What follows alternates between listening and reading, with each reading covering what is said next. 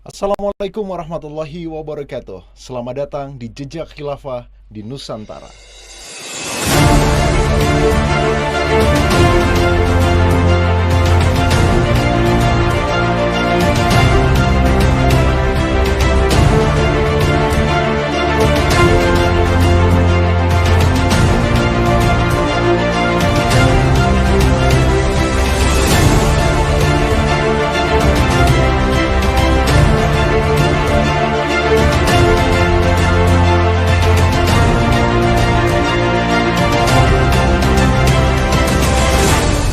Ini adalah kisah tentang bagaimana Islam telah berpengaruh besar pada peradaban kita di Nusantara.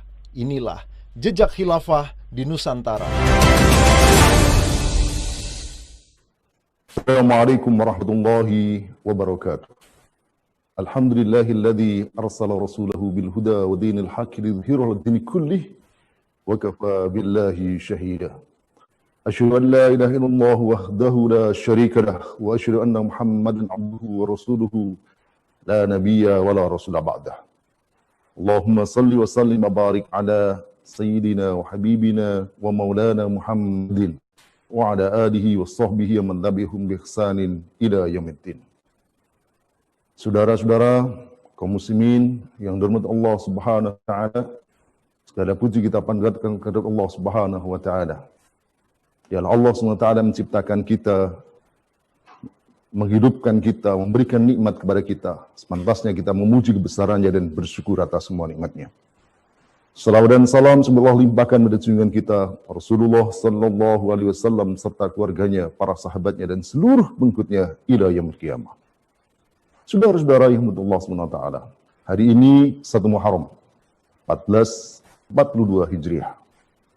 Saudara-saudara, ini adalah merupakan penanggalan Islam yang ditetapkan oleh Khalifah Umar radhiyallahu anhu pada saat dia menjadi khalifah ke 2 tahun setengah. Beliau tetapkan bahwa awal tarikhul Islam adalah dimulai dengan peristiwa hijrah Nabi sallallahu alaihi wasallam. Setelah beliau bermusyawarah dengan para sahabat, akhirnya sepakatlah mereka bahwa tahun pertama umat Islam dimulai pada peristiwa hijrah. Saudara yang dirahmati Allah Subhanahu wa taala, ada banyak peristiwa penting Nabi, diutusnya Rasulullah SAW, wafatnya Rasulullah, kemenangan perang Badar, Fathu Mekah dan sebagainya. Tetapi tentu bukan tanpa alasan jika kemudian peristiwa hijrah menjadi tonggak tahun pertama bagi umat Islam. Di antara alasan adalah yang dikemukakan oleh Sayyidina Umar sendiri. Beliau mengatakan al-hijrah farraqat bainal haqqi wal batil, bahwa hijrah adalah sesuatu yang memisahkan antara yang hak dan batil. Saudara-saudara yang Allah Subhanahu wa taala, dunia ini cuma dua, al-haq atau batil. Al-haq atau al-batil, kebenaran atau kebatilan. Ibarat gelap dan terang, keduanya tak pernah bersatu. Ibarat malam dan siang, tak pernah keduanya bersatu. Yang ada adalah upaya saling mengalahkan. Ketika Rasulullah SAW membawa al-haq, menyampaikan Islam di Makkah, beliau dalam posisi tertindas. Banyak umat Islam yang disiksa, ada yang dibunuh, bahkan sebagian besar atau sebagian umat Islam harus hijrah ke Habasah pada saat itu. Tetapi nasib kondisi umat Islam berubah setelah Rasulullah SAW hijrah ke Madinah. Umat yang sebelumnya tertindas, umat yang sebelumnya begitu mudah dikalahkan, disiksa, ditindas oleh orang kafir, berubah nasibnya menjadi ummah qawiyah, ummah azimah. Pertanyaan penting adalah apa di balik hijrah itu? Tak lain adalah setelah hijrah, umat Islam yang tadinya tak punya daulah, umat Islam yang tadinya ibarat ngontrak di rumah orang lain, punya daulah, punya negara, yang di atas negara atau daulah itulah Islam ditegakkan. Saudara-saudara yang menurut Allah Subhanahu wa taala, peristiwa hijrah terjadi dimulai pada tahun ke-13 Hijriah, ketika ke-13 kenabian, ketika Rasulullah Sallallahu Alaihi Wasallam ada peristiwa Baitul Aqabah yang kedua. Dan dalam bayat itulah ada proses penerangan kekuasaan para tokoh-tokoh Ansar, tokoh-tokoh Khazraj dan Aus yang mereka menyerahkan kepemimpinan, menyerahkan kekuasaan pada Rasulullah Sallallahu Alaihi Wasallam. Dalam lafaz bayat itu jelas dikatakan, bayatna Rasulullah Sallallahu Alaihi Wasallam ala sam'i wa ta'ah fil makrihi wal mansyati fil mansyati wal makrah, bahwa kami membayat Nabi SAW dalam rangka untuk mendengar dan mentaati. Saudara-saudara yang berdoa Allah SWT, tak ada yang didengar, tak ada yang ditaati kecuali dia adalah pemimpin. Sebab posisi pemimpin adalah untuk ditaati. Kalau ada orang mengaku pemimpin tetapi tak didengar, tak ditaati, maka itu bukan pemimpin. Dan itulah yang diserahkan Rasulullah SAW. Mereka menyerahkan kepemimpinan kepada Rasulullah SAW. Maka ketika Rasulullah SAW hijrah dari Makkah ke Madinah, bukan hanya menjadi seorang nabi, bukan hanya menjadi seorang rasul, tetapi beliau juga datang sebagai kepala negara. Maka semenjak di Madinah itulah kekuasaan ada di tangan Rasulullah, kekuasaan ada di tangan kaum muslimin. Sejak di Makkah itulah seluruh hukum Islam diterapkan. Itulah hukum yang diterapkan di sebuah tanah bernama Madinah, Al-Munawwarah.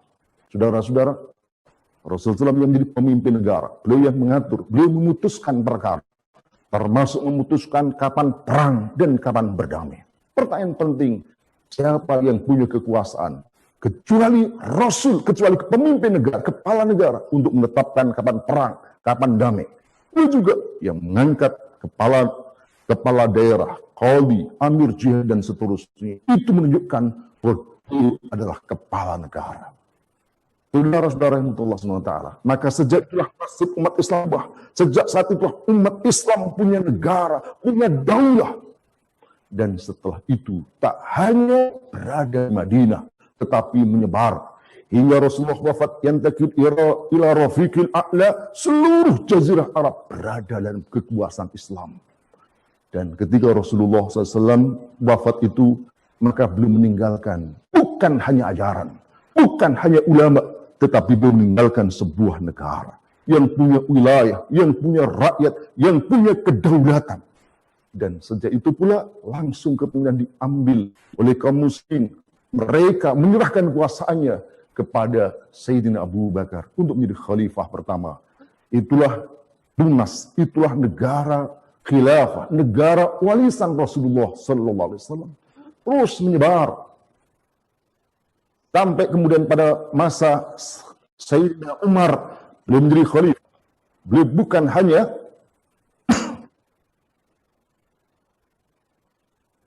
bukan hanya berhenti di Jazirah Arab. Mesir ditaklukkan, Syam ditaklukkan, bahkan Persia pun ditaklukkan. Kalau Persia adalah sebuah negara adidaya kedua pada saat itu. Itu terus berlangsung selama 13 abad. Umat Islam memiliki negara. Umat Islam berada dalam kekuasaan, dan saat itu umat Islam mengalami kemuliaan yang luar biasa. Saudara-saudara yang Allah SWT, setelah masa khilafah Rasidah, kemudian dilanjutkan dengan khilafah Umayyah, Abbasiyah, dan yang terakhir khilafah Utsmaniyah. Dan pada tahun 1924, itulah kemudian khilafah Utsmaniyah diruntuhkan oleh Mustafa Kemal Atatürk beserta negara-negara kafir penjajah. Saudara-saudara yang Allah SWT, sejak itulah umat Islam tak punya negara seperti yang sekarang. Maka berubahlah nasib umat Islam yang tadi menjadi umat yang kuat, umat yang besar, menjadi umat yang mudah ditaklukkan. Maka jika ingin kita kembali kepada kemuliaan Islam, kita kembali umat Islam menjadi umat yang besar, ummah azimah, ummah qawiyah, ummah karimah, maka tak ada pilihan lain kecuali mengembalikan khilafah seperti sebelumnya. Takbir! Allahu Akbar. Saudara-saudara yang betul Allah SWT, ini yang dikatakan oleh Sayyidina Umar. Beliau mengatakan, kunna ummatan azimah, kunna ummatan adillah, fa'azanallahu bil Islam, idh aradna al-izzah bi ghairi al-Islam, adallanallah. Dulu kita adalah umat yang hina. Lalu Allah muliakan kita dengan Islam. Maka barang siapa, maka jika kita menginginkan kemuliaan bukan selain Islam, maka kehinaan yang akan terjadi. Maka saudara-saudara Allah SWT, peringatan hijrah ini hanya akan bermakna ketika umat Islam sadar bahwa umat Islam ini lemah, umat Islam itu tertindas karena tak punya khilafah.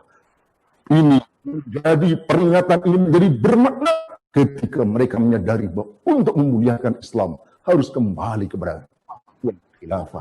Khilafah ialah yang juga termasuk menyebarkan ke sini, ke negeri ini, jejak-jejaknya ada di sini, dan inilah yang akan kita saksikan dalam film ini. Dan yang terakhir, saudara-saudara, kesempatan ini telah kita kukuhkan semata untuk tetap istiqomah berjuang menegakkan khilafah. Kepalkan tangannya, acungkan ke udara, teriakkan takbir, Allahu Akbar, Allahu Akbar, Allahu Akbar. Assalamualaikum warahmatullahi wabarakatuh.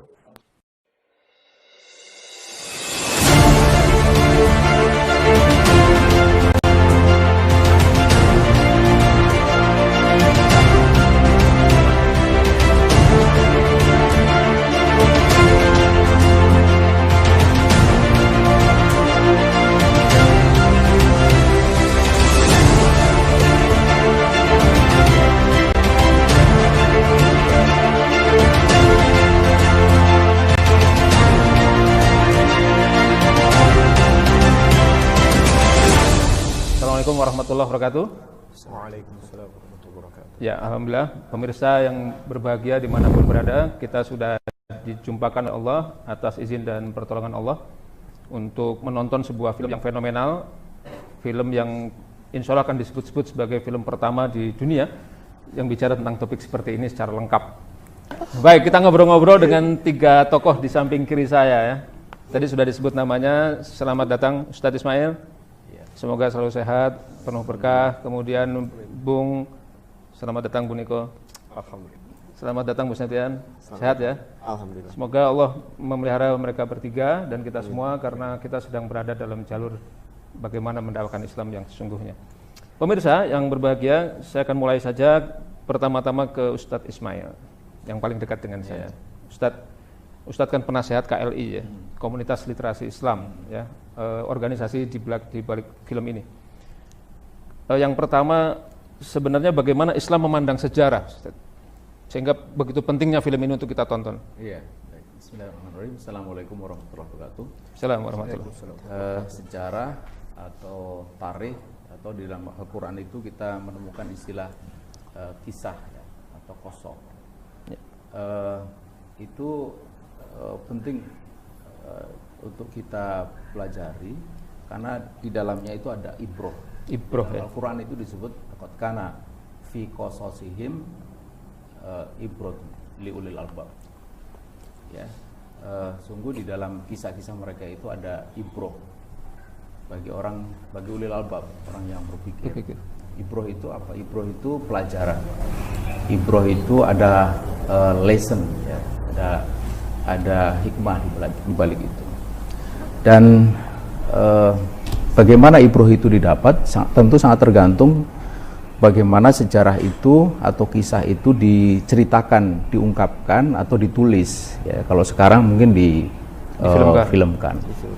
Artinya jika sejarah itu ditulis dengan benar, maka ibroh yang akan didapat juga akan benar. Sebaliknya, jika ditulis secara salah, maka ibroh yang didapat juga akan salah. Nah, disinilah Al-Quran itu dari awal sudah mengatakan bahwa dia itu adalah makana haditha yuftaro. Dia itu bukanlah perkataan yang dibuat-buat. Artinya kalau itu kita membaca dalam Al-Quran itu ada kisah, maka itu kisah yang benar, gitu. Kisah yang valid. Karena itu maka ibrohnya juga benar, ibrohnya juga valid. Gitu. Itu kisah di dalam Al-Quran. Kita baca banyak sekali di sana kan. Yeah, yeah. Nah, kemudian bagaimana dengan sejarah di luar kisah yang ada di dalam Al-Quran? Nah, ini yang menjadi problem, gitu. Karena orang mengatakan sejarah itu second hand reality, realitas tangan kedua. yang sangat tergantung kepada siapa yang menuturkan sejarah itu, siapa yang menuliskan, siapa yang merumuskan. Ya. Dan itu acap tidak bisa dilepaskan dari latar belakang perumus itu, penulis itu, latar belakang macam-macam, khususnya latar belakang politik. Gitu. Ya. Nah, disitulah maka film ini dibuat di dalam kerangka itu. Gitu.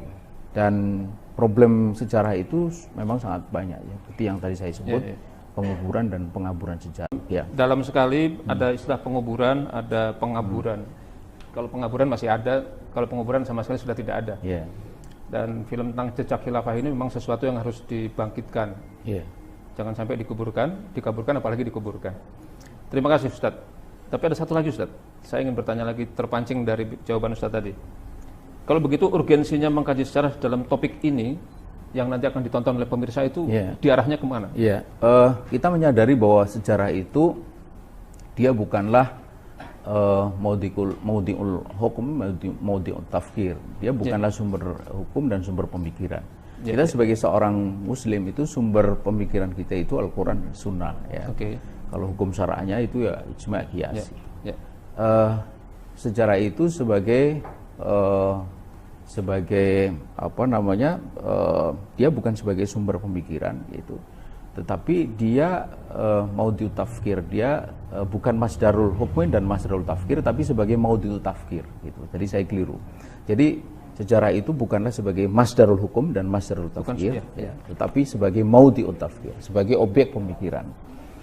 Nah, sebagai objek pemikiran atau sebagai objek kajian, maka ini dia menjadi pelengkap atau menjadi pendukung dari apa yang kita pahami dari ajaran. Nah, dalam konteks ini kita tahu bahwa khilafah itu adalah bagian dari ajaran Islam.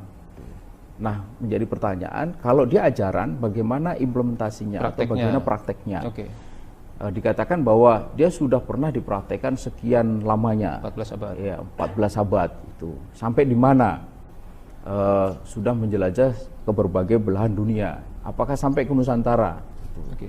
Nah, ketika apakah sampai di Nusantara, maka ini sudah menjadi maudi'ut tafkir, sebagai objek dari kajian. Itu. Untuk apa? Untuk memperkuat pemahaman kita mengenai ajaran itu. Bahwa ajaran ini bukanlah ajaran yang bersifat khayali, bukan ajaran yang bersifat sesuatu yang tidak bisa diimplementasikan atau diterapkan, tapi dia bisa diterapkan, bahkan sudah pernah sekian lamanya itu. Nah, jadi kedudukan di situ. Jadi fungsinya adalah memperkuat itu, memperkuat dia menjadi bukti, sekalipun jikalau umpamanya pun tidak ada jejak khilafah di Nusantara, bukan berarti khilafah itu tidak penting atau tidak wajib gitu. Karena soal penting dan wajib dan apalagi wajibnya itu bukan berdasarkan ada tidaknya di dalam sejarah gitu. Tetapi itu kembali kepada sumber dalil. Status hukum tidak berubah. Tapi adanya bukti sejarah itu memotivasi kita untuk melaksanakan. Iya, gitu. Dan itu menguatkan kita bahwa ternyata memang itu pernah ada gitu. Apalagi kemudian adanya itu tidak jauh dari kita, ada di sini gitu, di negeri ini. Ya, itu menghiasi masa lalu mbah-mbah kita atau nenek moyang kita. Jangan-jangan kita juga keturunan dari mereka. Mungkin saja. Ini harus dicek ini. Baik, terima kasih Ustaz Ismail. Saya akan lanjut ke yang muda lagi ya, ini Bung Septian. Bung Septian, Bung Septian ini saya tahu sejarawan muda ya, backgroundnya sudah S2 ya, skripsi, tesis dan sebagainya, ternyata semuanya bicara tentang khilafah Nusantara. Sebagai sejarawan muda juga tadi disebut sebagai script writer, ternyata juga beliau script consultant dan humas di KDN ya. Pertanyaan saya, apa latar belakangnya membuat film ini? Bukankah sudah ada film-film sebelumnya, misalnya ada Wali Songo kita pernah nonton dulu? Assalamualaikum warahmatullahi wabarakatuh. Assalamualaikum. Ya, latar belakang kami untuk membuat film ini adalah sebetulnya untuk menjawab tantangan zaman. Kita melihat dewasa ini kan khilafah ini menjadi pembicaraan, obrolan dari masyarakat Indonesia bahkan dunia. Sekali riset luar itu mengatakan khilafah ini menjadi satu topik yang paling panas di dunia yang diglobalkan. Saya selaku sejarawan, selaku yang memiliki riwayat pendidikan di ilmu sejarah, juga aktif untuk melakukan riset mengenai khilafah sejak kuliah dan ketika di KLI, merasa terketuk untuk bisa menghadirkan tentang riwayat atau kisah tentang khilafah ini di tengah-tengah masyarakat Indonesia. Kenapa harus JKDN? Kenapa harus JKDN? Kita ingin menampilkan dengan format yang lebih menarik, yaitu dengan film. Dan menurut kami belum ada sebelumnya film-film yang bisa menjelaskan tentang kisah hubungan antara khilafah dengan Nusantara. Banyak film-film yang lain yang belum sampai menjelaskan tentang hubungan atau relasi antara kekhilafan Islam di Timur Tengah dengan masyarakat Muslim atau rakyat di Nusantara, Indonesia dan sekitarnya. Jadi saya sebut film Wali Songo misalnya? Ya itu belum greget lah, belum greget ya. Belum greget ya untuk menjelaskan tentang hal itu. Kalau mendengarkan uraiannya Bung Septian, saya jadi merasa sebagai sejarawan ini adalah tugas sejarahnya. Iya, fardu kifayah gitu. Oh, okay. Tugas sejarah dari sejarawan. Iya, tugas. Baik. Tapi masalahnya di luar sana, sebelum film ini ditayangkan, itu ada suara-suara sumbanglah. Nah, itu salah satunya yang membuat saya juga tergelitik bertanya, itu JKDN disebut sebagai film propagandis. Kalau, nah, itu gimana? Saya kira di tengah sesuatu yang belum familiar isu khilafah ini, kalau dikaitan dengan sejarah, hal-hal tersebut memang kita sudah bisa pahami dan bisa prediksi akan muncul hal-hal yang menuduh ya. Bahkan sebenarnya kan filmnya belum launching, belum dilihat juga kan, tapi tuduhan-tuduhan itu sudah muncul tentang. Kenapa ada tuduhan filmnya belum muncul padahal? Nah, sebetulnya bukan karena filmnya, tapi memang karena sentimen terhadap kata khilafahnya, kata isu khilafahnya yang dikaitkan dengan Indonesia dan sebagainya. Jadi seolah-olah ada sesuatu yang politis dan lain sebagainya yang akhirnya tadi mereka yang ini persoalan politik di dalam negeri juga yang menjadi pemanas. Tapi paling tidak kita ingin memastikan bahwasanya saya gitu kan, juga ada sebelah saya Bung Niko ini, itu sama-sama memiliki latar belakang ilmu sejarah, pendidikan sejarah. Kita kuliah di studi memang sejarah. Kuliah di sejarah ya? Iya, karena memang bahasanya itu pentingnya, bahwasanya kita akan memberikan jaminan apa yang akan nanti ditonton ini adalah sesuatu yang memiliki akademis dan ilmiah. Meskipun disampaikan dengan narasi-narasi yang ringan, dengan visualisasi dan audiovisual yang sangat menarik kekinian. Tapi kami bisa pastikan bahwasanya ini bisa dipertanggungjawabkan secara akademis dan ilmiah. Kalaupun nanti ada suara sumbang, maka kita berwacana atau berkonsentrasi masalah isinya gitu. Apakah itu riwayatnya benar, sumbernya benar dan lain sebagainya. Kalau dikatakan propaganda dan lain sebagainya, ya itu tidak relevan dengan apa yang kami kerjakan. Dijawab dengan film? Dijawab dengan film. Baik, berarti yang menyebut propagandis itu harus nonton film ini ya? Harus nonton. Saya makin penasaran ya? Iya, harusnya. Filmnya belum ada, udah disebut propagandis. Betul, mudah-mudahan sudah daftar mereka. Baik, terima kasih Bung Septian ya. Saya sudah buat juga pertanyaan untuk Bung Niko. Ini sama-sama sejarawan, tapi saya harus bagi dua pertanyaan. Kalau tadi bicara tentang kenapa film JKDN itu ke Bung Septian, kalau ke Bung Niko saya ingin lihat prosesnya, Bung. Gimana prosesnya itu? Karena ini kan Nusantara ya, dari ujung sana sampai ujung timur. Bagaimana mengelaborasinya? Ya, bismillahirrahmanirrahim. Jadi kita membuat film ini, saya sebagai scriptwriter dibimbing dengan kakak saya, Septian, ya Bang Septian. Ini kakaknya? Kakak ketua gede. Kakak seperjuangan. Soalnya beda wajahnya. Ya.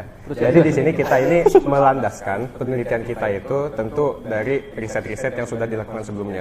Ya. Oke, berarti jauh sebelum film ini sudah ada riset sebelumnya? Sudah ada riset, kemudian kita kumpulkan lagi berdasarkan tradisi historiografi yang sudah lazim, ya, yaitu berdasarkan sumber primer, terutama sumber primer dan sekunder. Data-datanya juga data-data pustaka, dan tentu juga kita mengambil dari data-data lapangan, begitu. Dan itu ya tersebar dari ujung Sumatera, Aceh, Pulau Jawa sampai ke timur daerah-daerah Maluku, Ternate dan sebagainya, begitu. Ada bekerja sendiri atau ada tim yang Tentu ada tim. Tentu. Saya bisa meraba betapa besarnya biaya yang dilakukan. Ya, begitulah. Kelihatannya tambah terus daripada pertemuan yang dulu ya. Baik, kalau kita bicara mutu, sebuah produk itu kan bisa kita lihat dari sisi penjagaan mutunya itu dari akurasi. Ya. Tadi Ustadz Ismail mengatakan bahwa ini sebagai objek pemikiran. Maka kalau dia benar, dia punya fungsi untuk mendukung. Itu kan berarti bentuk dukungannya dari akurasinya. Bagaimana Anda bisa menyatakan kepada pemirsa ini film ini akurat?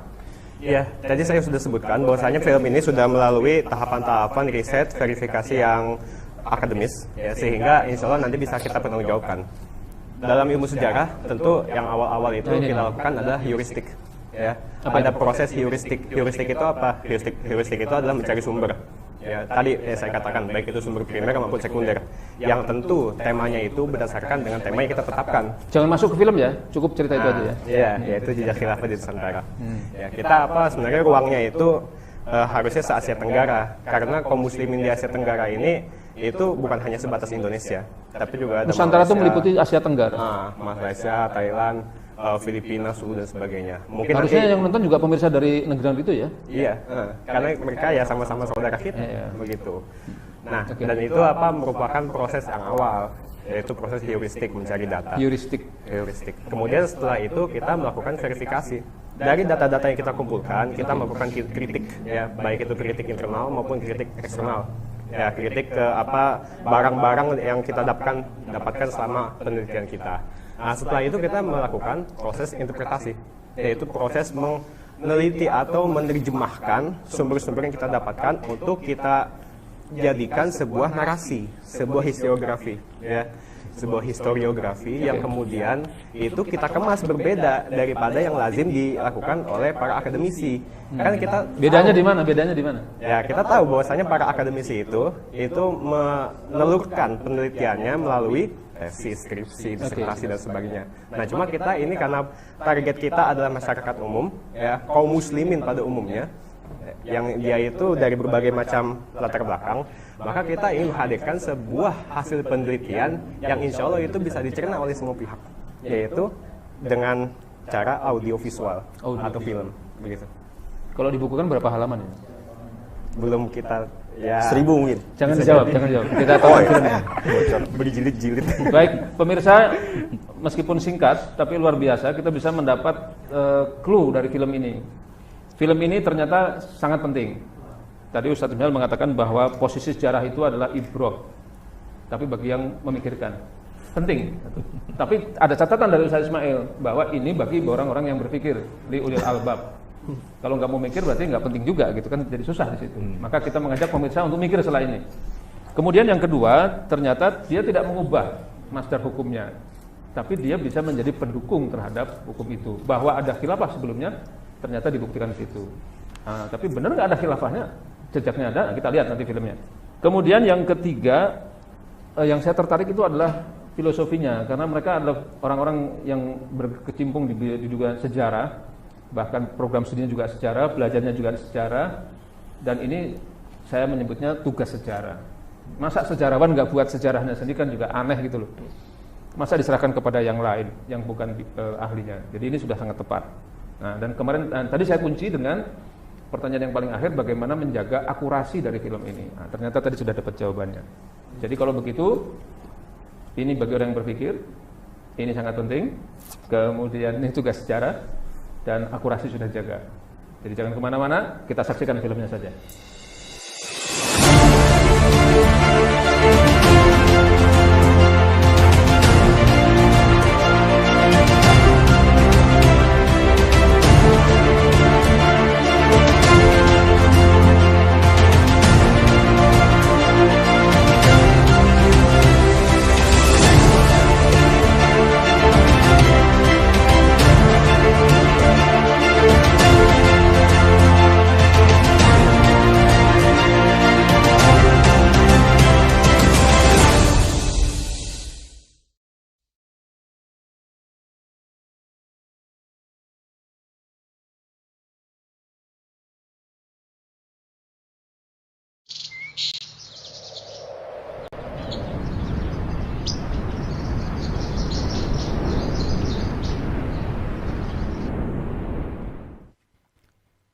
Khilafah, sebuah institusi pemerintahan Islam yang berjalan sejak zaman para sahabat hingga tahun 1924. Ia merupakan sebuah simbol keagungan peradaban Islam selama hampir 1.300 tahun.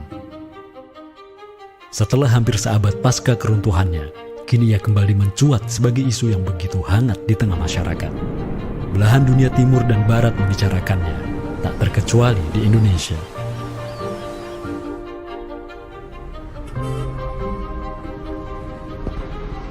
Perdebatan tentang khilafah tak terhindarkan. Apakah ia pantas diterima atau tidak di zaman modern saat ini? Kita tahu khilafah atau kehilafahan Islam itu di Nusantara bukan hal yang baru. Ya, sudah ada hubungan relasi antara kesultanan-kesultanan dan kerajaan Islam Nusantara dengan kehilafahan di Turki Utsmani atau wilayah Arab secara keseluruhan itu sejak abad ke-7.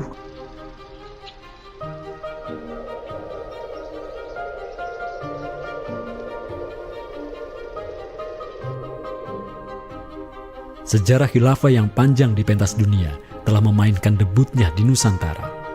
Islam yang diemban para punggawanya telah menjadikan Nusantara jaya dan menjadi sumber utama perlawanan terhadap para penjajah. Inilah kisah tentang Nusantara dan jalinannya dengan sang negara adidaya. Inilah kisah tentang khilafah yang menjadikan rakyat Nusantara sebagai satu umat dengan Muslim sedunia. Inilah kisah tentang jejak khilafah di Nusantara.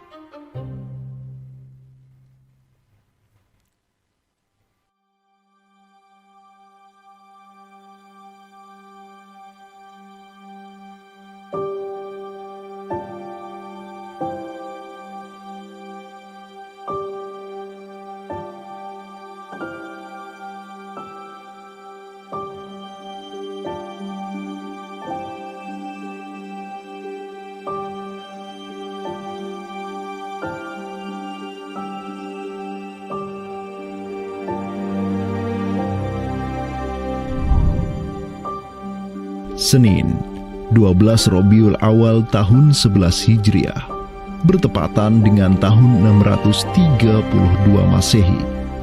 Seluruh langit dunia dirundung mendung.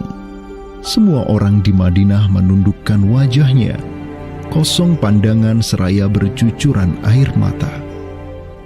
Di pagi itu, kabar duka menyeruak ke seluruh negeri. Rasulullah Sallallahu Alaihi Wasallam wafat. Pada saat Rasulullah SAW wafat, Abu Bakar itu berkhutbah. Abu Bakar mengatakan begini, Ya ayyuhan nas, inna Muhammadan qad mata. Wala budda lihada dini man yakumu bihi. Kata Abu Bakar begitu. Wahai manusia, sesungguhnya Muhammad sudah wafat. Dan urusan agama ini harus ada yang mengurusnya. Setelah Abu Bakar menyampaikan demikian, para sahabat pun segera bersepakat untuk mencari dan memilih Khalifatur Rasulillah, seorang pengganti Nabi untuk menjaga agama dan menjalankan urusan dunia. Mereka bahkan lebih menyegerakan urusan ini ketimbang menyegerakan pemakaman jasad Rasulullah SAW yang mulia, menandakan bahwa urusan kepemimpinan untuk kaum muslimin pasca wafatnya Nabi merupakan perkara yang amat mendesak. Karena itu Sayyidina Umar juga mengatakan, La islama illa bil jamaah, wala jama'atan illa bil imarah, wala imaratan illa bit ta'ah. Umar juga memahami sebagaimana yang dipahami oleh Abu Bakar. Islam ini tidak akan kuat kecuali dengan adanya jamaah, dengan adanya persatuan. Dan tidak mungkin umat ini bisa bersatu kecuali dengan adanya imarah, adanya khilafah, adanya kepemimpinan. Dan tidak mungkin adanya imarah kecuali dengan adanya ketaatan. Jadi para sahabat itu paham itu. Kemudian para sahabat itu juga menjalankan apa yang diperintahkan Nabi dalam hadis yang lain. Apa kata Rasulullah? Alaikum bisunnati. Kalian harus pegang teguh sunnahku. Wa sunnatil khulafa'ir rasyidin al-mahdiyyin min ba'di. Dan sunnah para khalifah rasyidin al-mahdiyyin min ba'di, mendapatkan petunjuk setelahku. Kemudian Nabi mengatakan, addu alaiha bin nawajidi. Kalian harus gigit sunnah itu dengan menggunakan gigi geram dan jangan dilepaskan. Sunnah yang ditinggalkan oleh para khulafa rasyidin itu apa? Pertanyaannya begitu. Jawabannya tidak lain adalah khilafah itu, sistem khilafah itu. Maka di Saqifah Bani Sa'idah bersepakatlah kaum muslimin untuk memilih Abu Bakar sebagai khalifah pertama untuk mengatur negara mereka yang disebut sebagai Khilafah Islamiyah. Negara Khilafah di bawah kepemimpinan Abu Bakar dan khalifah-khalifah setelahnya, Umar bin Khattab, Utsman bin Affan, dan Ali bin Abi Thalib cepat sekali berkembang. Mereka memperluas wilayah khilafah hingga mendobrak dua negara adidaya saat itu, Kekaisaran Persia dan Imperium Romawi. Semua aktivitas ekspansi tersebut merupakan realisasi kebijakan politik luar negeri Khilafah Islamiyah, dakwah, dan jihad. Sementara di Timur Tengah sedang terjadi revolusi tauhid yang luar biasa dengan munculnya negara adidaya baru yang bernama Khilafah Islamiyah. Jauh di sebelah timur, terbentang sehamparan kepulauan yang teramat luas wilayahnya. Masing-masing pulau ini begitu hijau hutannya, mata air mengalir dengan begitu derasnya, disertai kekayaan alam yang melimpah ruah jumlahnya, baik di bawah maupun di atas tanah, baik sebelum maupun selepas pantai. Negeri itu dikenal sebagai Nusantara. Diapit oleh dua benua dan dua samudra, amatlah strategis posisi wilayah Nusantara, menjadikan ia sebagai pelabuhan dagang yang ramai, tempat bertemunya bangsa-bangsa dunia. Kala itu, belumlah penduduk di Nusantara mengenal Islam, sementara kehidupan mereka sedang diselimuti oleh kegelapan. Namun, tatkala Islam sedang membara di Timur Tengah, tentu sampailah pengaruhnya ke Nusantara.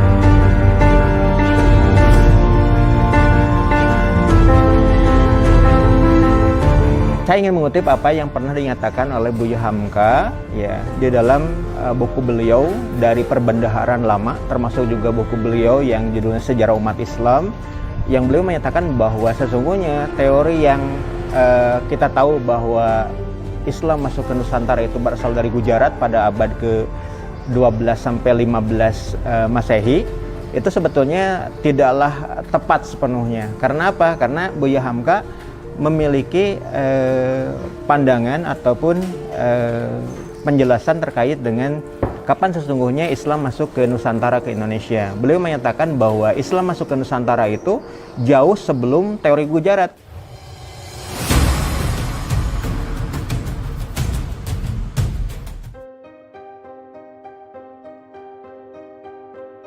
Di bawah pemerintahan Khulafaur Rasyidin yang wilayahnya membentang dari Afrika Utara sampai Persia, perdagangan kaum muslimin berkembang pesat dengan dikuasainya pelabuhan-pelabuhan strategis di Samudra Hindia. Hubungan diplomatik dan komersial pun terjalin dengan sejumlah kerajaan dari India sampai Cina. Sui Tang Xiu, sebuah kronik kuno dari dinasti Tang di Cina mencatat, telah datang serombongan utusan khilafah ke hadapan penguasa Cina di tahun 651 Masehi, di mana tahun tersebut merupakan masa Khalifah Utsman bin Affan. Hubungan khilafah dengan dunia timur terus berlanjut sampai di mana khilafah beralih ke pemimpinannya di bawah otoritas Bani Umayyah. Apabila hubungan negara khilafah dengan kekaisaran Cina sudah terjalin sejak masa Khulafaur Rasyidin melalui jalur laut, tentulah utusan khilafah akan melalui wilayah Nusantara yang menjadi penghubung antara Timur Tengah dan Asia Timur. Dan di ujung paling barat wilayah Nusantara, terdapat pulau besar yang kala itu dikenal oleh bangsa Arab sebagai Sribuza, pelafalan mereka untuk menyebut kerajaan Sriwijaya. Pelabuhan-pelabuhan di kerajaan Sriwijaya senantiasa menjadi titik transit setiap kapal yang hendak melanjutkan perjalanannya. Tentu, penguasa Sriwijaya akan menyadari keberadaan pelayar-pelayar muslim yang singgah di wilayah kekuasaannya. Fakta bahwa kerajaan Maharaja Indravarman di Sriwijaya itu ada komunikasi dengan Daulah Umayyah, mengirim surat 2 kali yang isi suratnya itu dari raja dengan 1000 gajah ya dan sebagainya, yang menunjukkan surat menyurat seabad itu yang menunjukkan ada hubungan kekhilafahan dengan Nusantara. Dan secara historis ya sangat logis ketika itu superpower dunia adalah khilafah. Surat yang dikirim oleh Maharaja Sri Indrawarman dari Sriwijaya tersebut dialamatkan ke Damaskus, ibu kota Khilafah Umayyah yang saat itu dipimpin oleh Khalifah Umar bin Abdul Aziz. Dalam surat itu disebutkan, min malikil amlak alladhi huwa ibnu alfi malik walladhi tahtahu bintu alfi malik walladhi fi mardatihi alfu filin walladhi lahu nahrani yumbitani al-auda wal-allawha wal-jawza wal-kafura alladhi yujadu rihuhu ala masirati 12 milan ila malikil arab alladhi la yushriku billahi syai'an. Amma ba'du fa inni qad ba'athtu ilayka bihadiyatin wa ma hiya bihadiyatin walakinnaha tahiyatun wa ahbabtu an tab'atha ilayya rajulan yu'allimunil islama wa yuwaqqifuni ala hududihi wassalam. Maka di bawah kepemimpinan sang Khalifah Umar bin Abdul Aziz, khilafah menyebarkan rahmatan lil alamin ke segala penjuru dunia, termasuk Nusantara.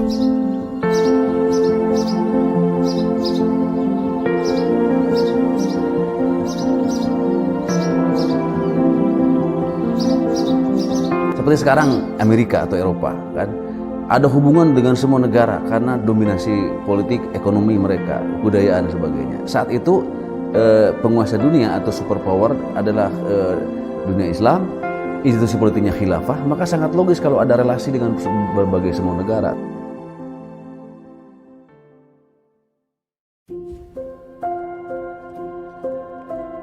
Tahun 1258, dari arah timur datanglah segerombolan pasukan yang mengerikan. Tubuh mereka besar-besar bak raksasa, berkulit kuning dan begitu mahir berpanah dan mengendarai kuda. Inilah pasukan Mongol yang datang dari utara Cina. Khalifah Al-Musta'sim itu dibunuh oleh Hulagu Khan, ya, pemimpin tentara Mongol. Kemudian pasca penaklukan Baghdad, itu Baghdad menjadi kota kosong, ya. Penduduknya dibantai, khalifah dibunuh, ya, kotanya dibakar, perpustakaannya dihancurkan, wah pokoknya kacau sekali lah. Nah, tapi ternyata banyak keluarga Abbasiyah, ya, dinasti Bani Abbasiyah yang dia itu selamat dari pembantaian orang-orang Mongol, dan mereka itu akhirnya berdiaspora, mengungsi, ya. Ada yang berdiaspora, ada yang mengungsi ke Hijaz, ada yang mengungsi ke daerah Najd, ya, ada yang mengungsi ke daerah Mesir. Ada satu keturunan Abbasiyah, Bani Abbasiyah, yang dia itu mengungsi sampai ke Aceh, gitu. Di mana Aceh itu dulu, ya, negara yang berkuasa di sana adalah Samudra Pasai.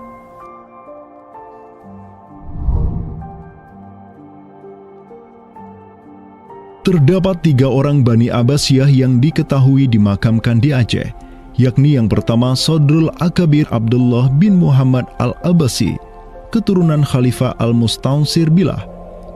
Kedua, istrinya Siti Rahiman binti Malikul Mu'azzam, dan ketiga, anaknya Sodrul Akabir Yusuf bin Abdullah Al-Abbasi. Mereka bertiga dimakamkan di kompleks yang sama.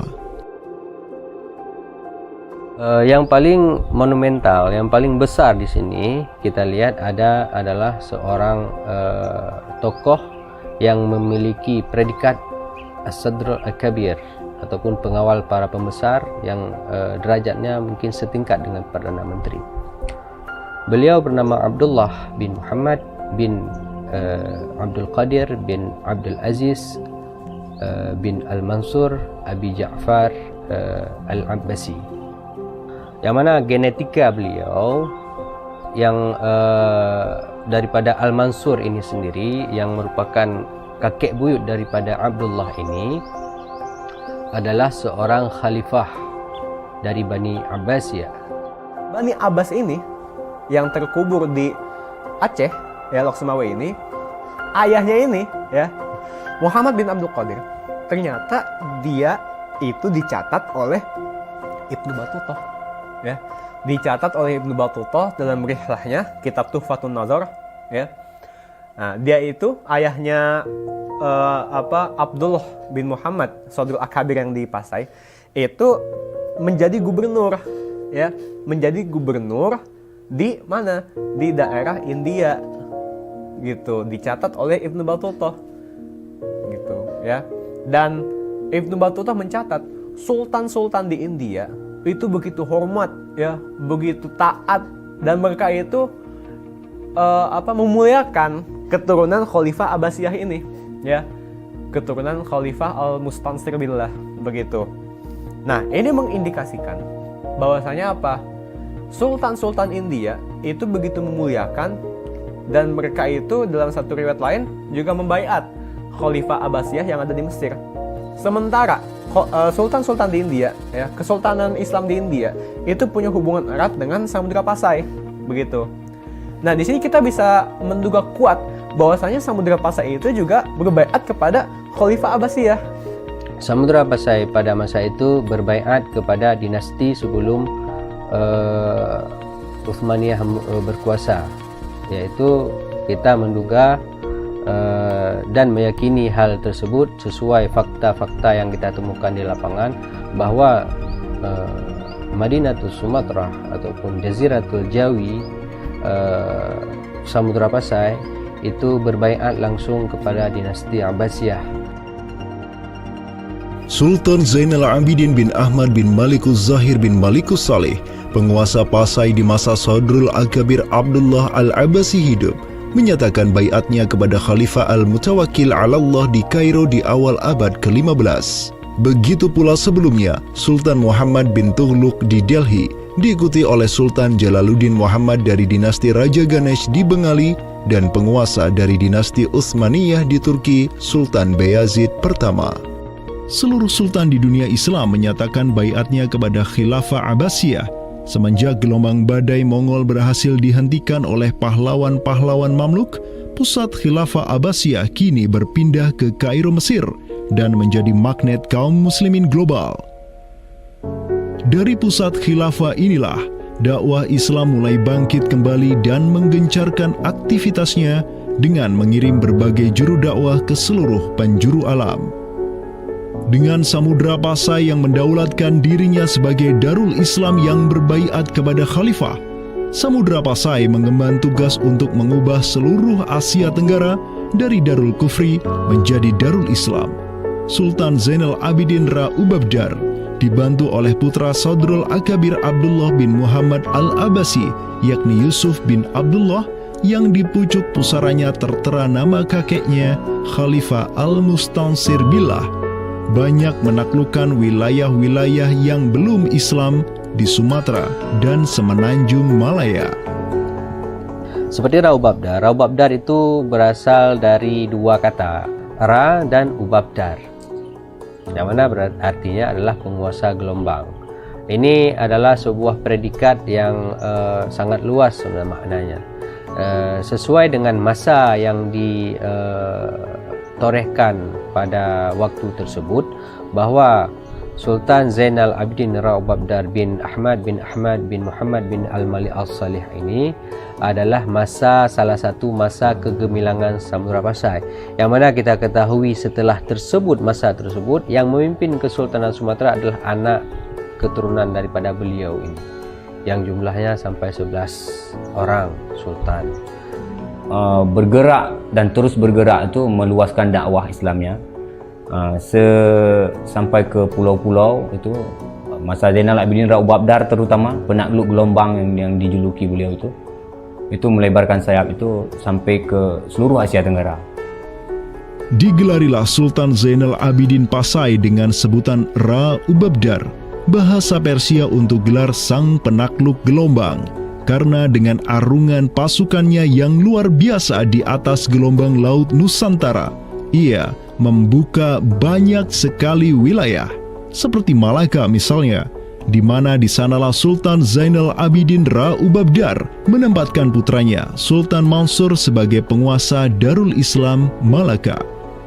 Kesultanan Samudra Pasai banyak pula mengirimkan juru dakwahnya untuk meminta penguasa-penguasa Nusantara lain agar menerima Islam. Salah satu juru dakwah tersebut dikirim ke Jawa Timur, pusat pemerintahan rezim yang mendominasi wilayah Nusantara saat itu, Kerajaan Majapahit.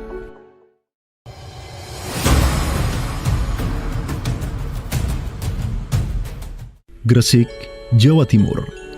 Di kota yang hanya berjarak 60 km dari Trowulan, ibu kota Kerajaan Majapahit, terbaring jasad mulia di atas pusara marmer yang begitu indah.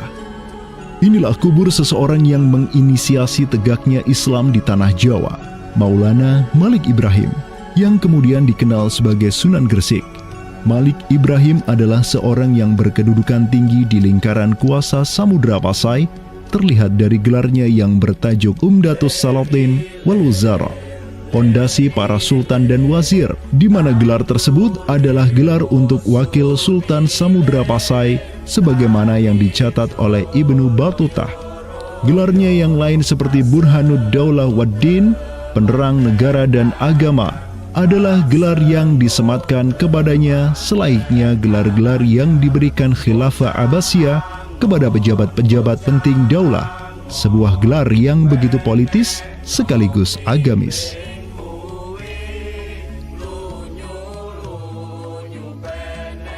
Maulana Malik Ibrahim dikirim oleh Pasai untuk mendakwahkan Islam kepada rakyat dan para penguasa Majapahit.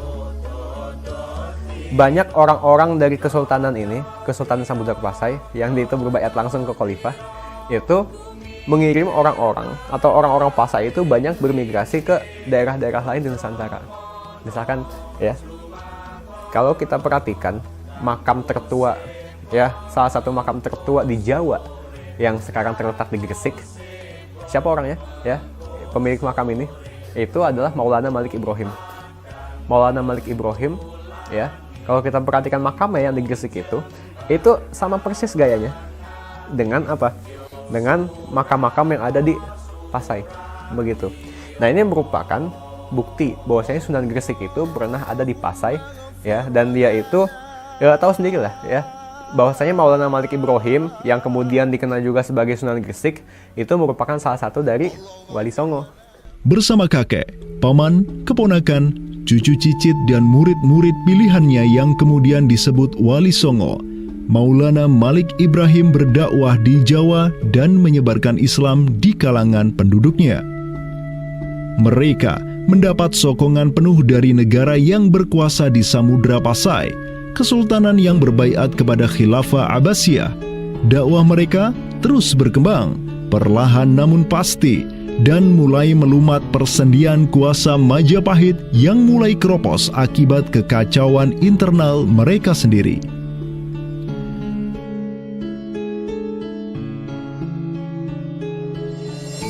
Para Wali Songo juga dihormati karena sebagian besar dari mereka menyandang status sebagai keturunan Nabi melalui jalur Husain bin Abi Thalib yang terus turun-temurun kepada Muhammad Sahib Marbal, turun lagi ke Alawi sampai ke Imam Jamaluddin Al-Husaini yang dikenal juga sebagai Syekh Maulana Jumadil Kubra, yang dari dialah para Wali Songo lahir sebagai anak-anaknya.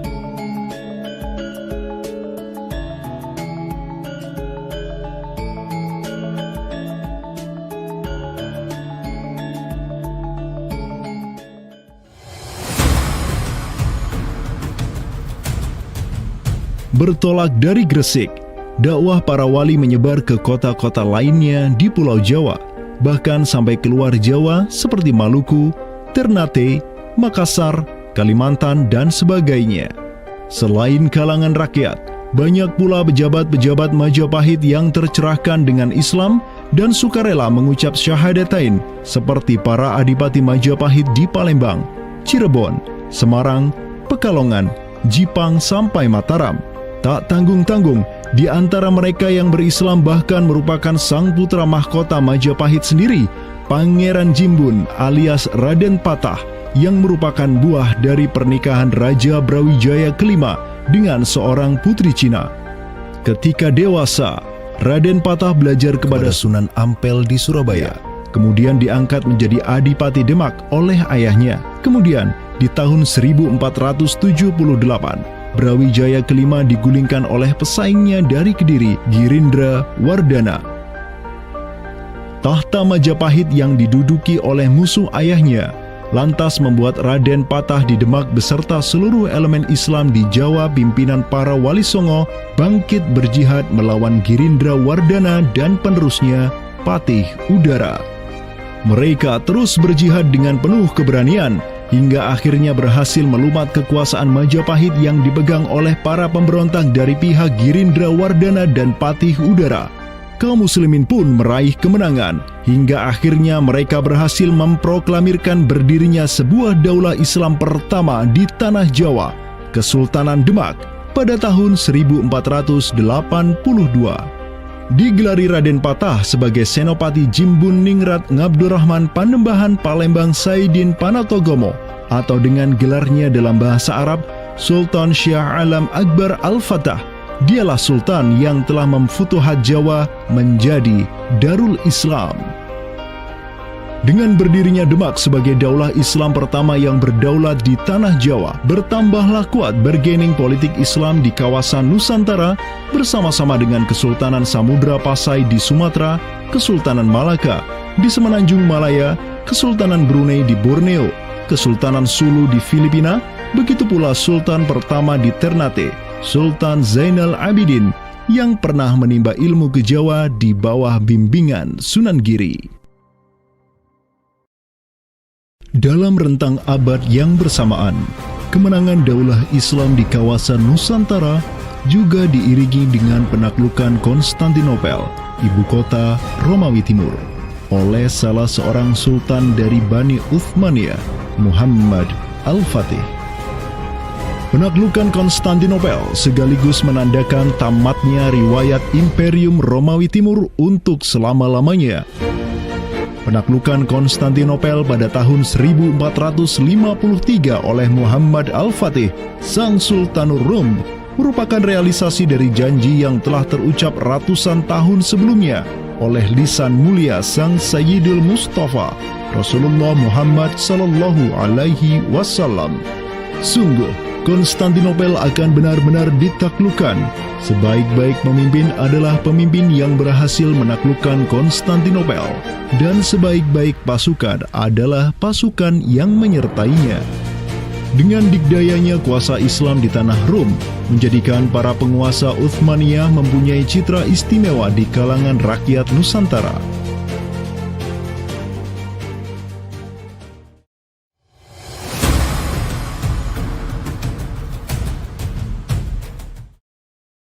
Namun demikian, dikala penaklukan demi penaklukan sedang digencarkan oleh tentara Islam mulai dari Rum sampai ke Nusantara, penaklukan yang sama juga digencarkan oleh tentara Kristen di ujung paling barat dunia Islam, Andalusia.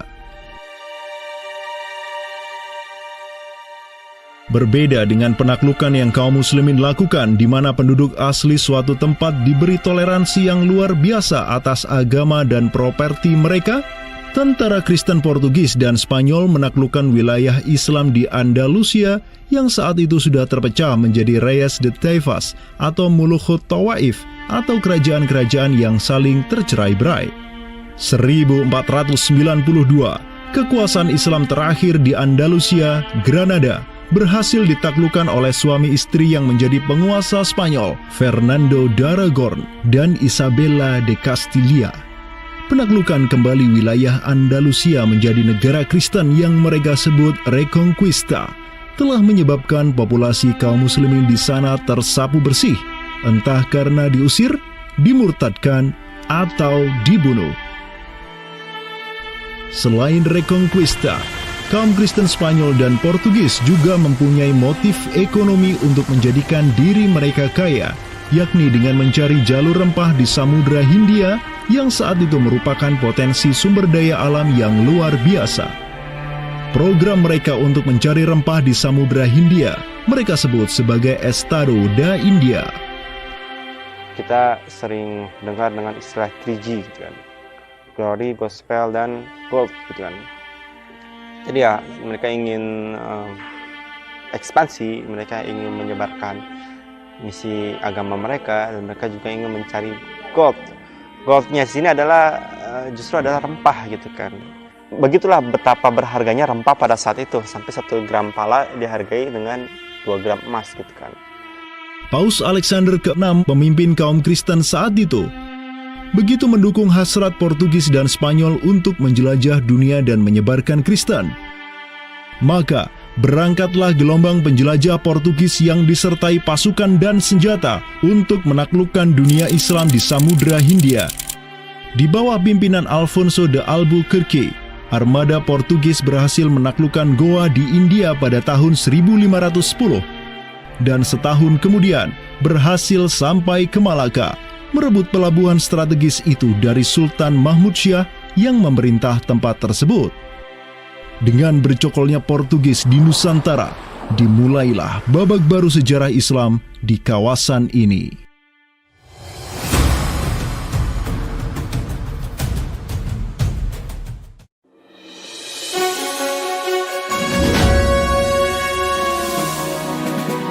Sementara di Nusantara tengah berlangsung gejolak dengan hadirnya Portugis yang berpusat di Malaka, cucu dari Sultan Muhammad Al-Fatih dari Bani Uthmaniyah, yakni Sultan Selim pertama, berhasil meluaskan pengaruh dan kekuasaannya di dunia Arab. Pada tahun 1517, beliau berhasil merebut Suriah, Mesir, dan Hijaz dari kepenguasaan kaum Mamluk. Khalifah Al-Mutawakkil 'ala Allah ketiga dari Bani Abbasiyah beserta Syarif di Makkah kini menyerahkan kepemimpinan umat Islam sedunia dan pelayanan 2 kota suci kepada Sultan Salim pertama, penguasa Uthmaniyah yang bukanlah mereka berdarah Arab. Perlu dicatat bahwa penjelasan tentang Al-A'immatu fi Quraisyin itu, kalau kita merujuk kepada kitab Ar-Rawdah, Rawdatul Talibin wa Umdatul Muftin, memang ada hal yang menarik di sini. Di satu sisi ada mengatakan bahwa syarat khalifah itu harus Quraisy. Tetapi Imam Nawawi sepakat ketika katakanlah dari Quraisy tidak ada, terus diambilkan dari mana? Maka kemudian disebutkan di situ ya di luar Quraisy, bisa dari bani ini, itu yang disebutkan di dalam kitab Ar-Rawdah. Karena itu sebenarnya syarat Al-A'immah fi Quraisyin itu bukan syarat yang wajib, tetapi difahami di sini berdasarkan penjelasan yang diantaranya disebutkan dalam kitab Ar-Rawdah tadi, itu adalah merupakan syurut afdaliyah.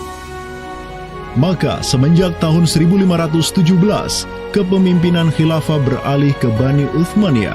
Selim pertama dan anak keturunannya kini didapuk sebagai Khalifatul Muslimin, Amirul Mukminin, Khadimul Haramain, Al-Ghazi fil Barraini wal Bahraini, Zilullah fil Alam, Padisyah wa Khilafat Penah. Wilayah khilafah Uthmaniyah terus merangsek Eropa, dan merekalah yang menguasai Laut Mediterania dan juga Laut Merah. Adapun Portugis yang bercokol di Samudra Hindia mulai ketakutan karenanya. Karena dengan munculnya khilafah Uthmaniyah sebagai negara Islam yang adidaya, solidaritas Muslim sedunia akan bangkit kembali karena memiliki perisai kuat di sisinya.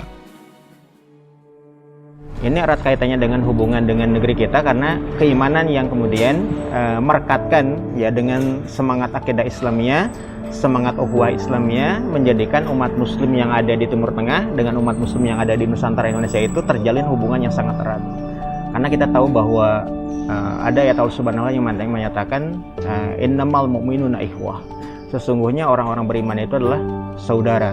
Ketika ada saudara mukmin yang terzalimi, maka saudara mukmin yang lain itu punya kewajiban untuk membela.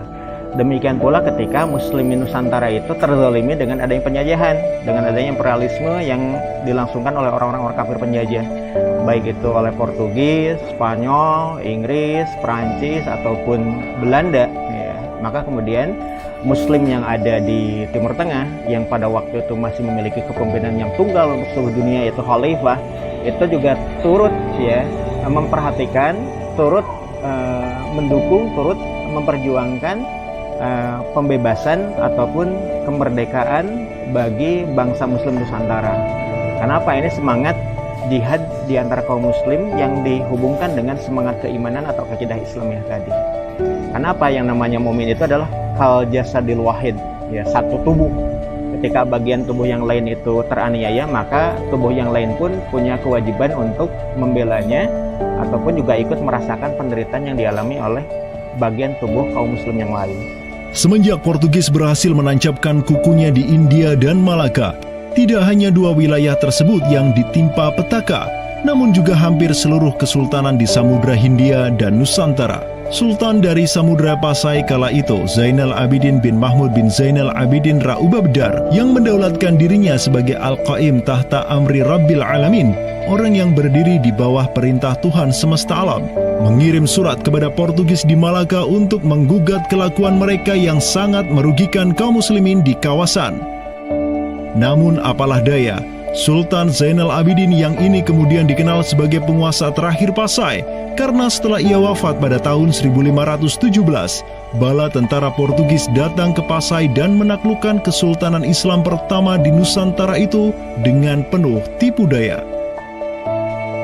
Tak hanya Pasai yang berhasil ditiadakan, Portugis juga mampu menahan serangan pasukan Islam dari Demak sampai Sultannya Pati Unus bin Raden Patah syahid di Lumat Muntahan Meriam Portugis pada tahun 1521. Dengan diplomasinya yang culas, Portugis juga menjalin kerjasama dengan kerajaan Pajajaran di Jawa Barat pada tahun 1522. 2 tahun berikutnya, kota Blambangan, Panarukan, dan Kediri yang masih menjadi basis kekuatan Hindu di Jawa menawarkan kerjasama dengan Portugis.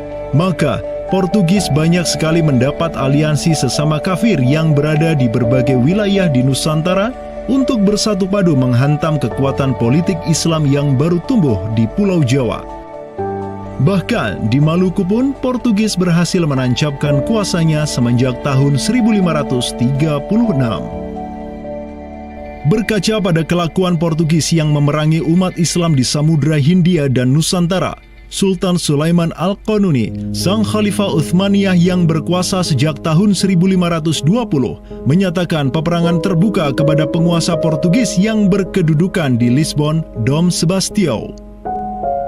Telah dilaporkan kepada saya bahwa jamaah haji dan para pedagang muslim yang datang dari India melalui laut telah dianiaya. Jika engkau masih membangkang, maka dengan bantuan Allah yang Maha Agung, kami akan melakukan segala yang diperlukan untuk memulihkan ketertiban di negeri-negeri itu, dan tiada guna lagi bagi engkau untuk memprotesnya.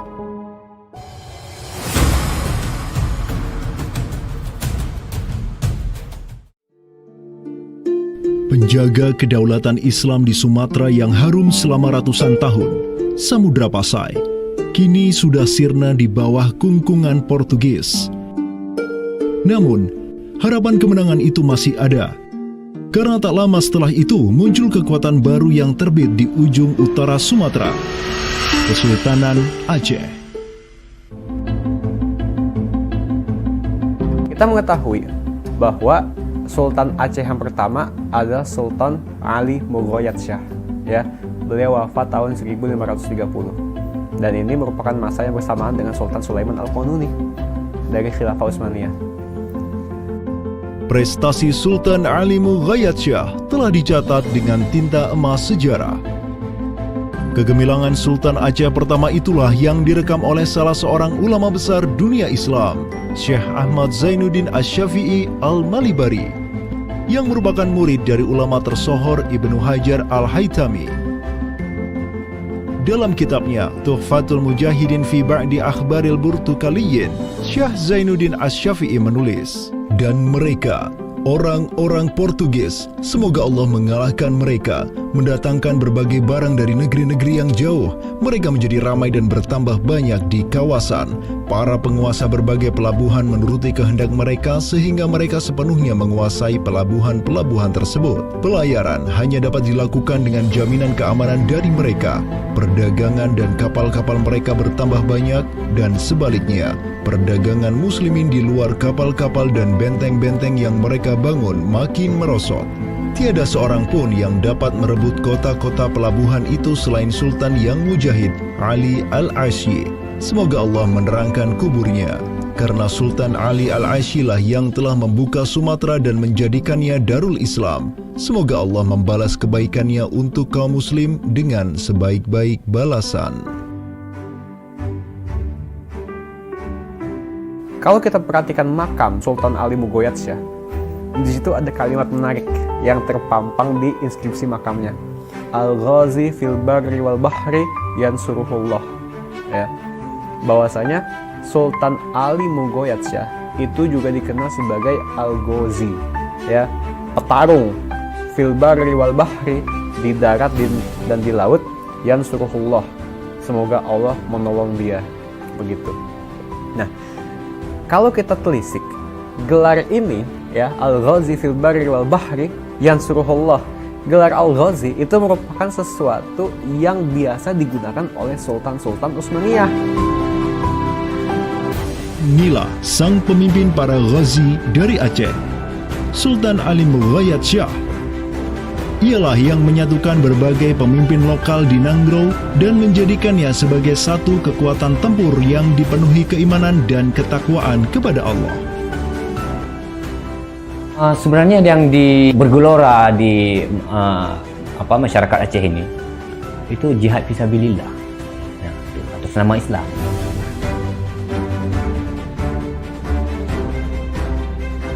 Kampanye global Khilafah Utsmaniyah untuk menghajar Portugis senantiasa digelorakan oleh para khalifahnya dan juga oleh para negarawan Daulah Adidaya itu. Tahun 1539, Khalifah Sulaiman Al-Qanuni memerintahkan wazir agungnya Hadim Sulaiman Pasha untuk mengirim utusan ke Aceh sebagai bentuk tanggung jawabnya untuk membantu kaum muslimin di sana. Utusan tersebut ialah Hamad Khan, seorang Mesir yang tak lain merupakan sepupu dari Hadim Sulaiman Pasha sendiri. Atas bantuan utusan dari khilafah inilah Aceh dapat menaklukkan wilayah Batak menjadi Darul Islam. Tahun-tahun berikutnya, pucuk pimpinan Kesultanan Aceh digantikan Sultan Alauddin Riayat Syah Al-Qahar, anak dari Sultan Ali Mughayat-Syah. Beliau melanjutkan jihad ayahnya dan secara terang benderang turut menyatakan ketundukannya kepada Khilafah Utsmaniyah. Kesatuan agama, kesatuan tauhid dalam Islam itu pasti membentuk kesamaan, kesatuan umat, kan gitu. Ya, kesatuan umat, karena Islam itu kan dibentuk oleh keyakinan akidah, kesatuan keyakinan yang sama, ya, dan tidak mengenal batas wilayah, tidak mengenal nasionalisme dan sebagainya. Jadi melihat siapa penguasa dunia adalah Khilafah Turki Utsmani, ya pasti ada hubungan emosional.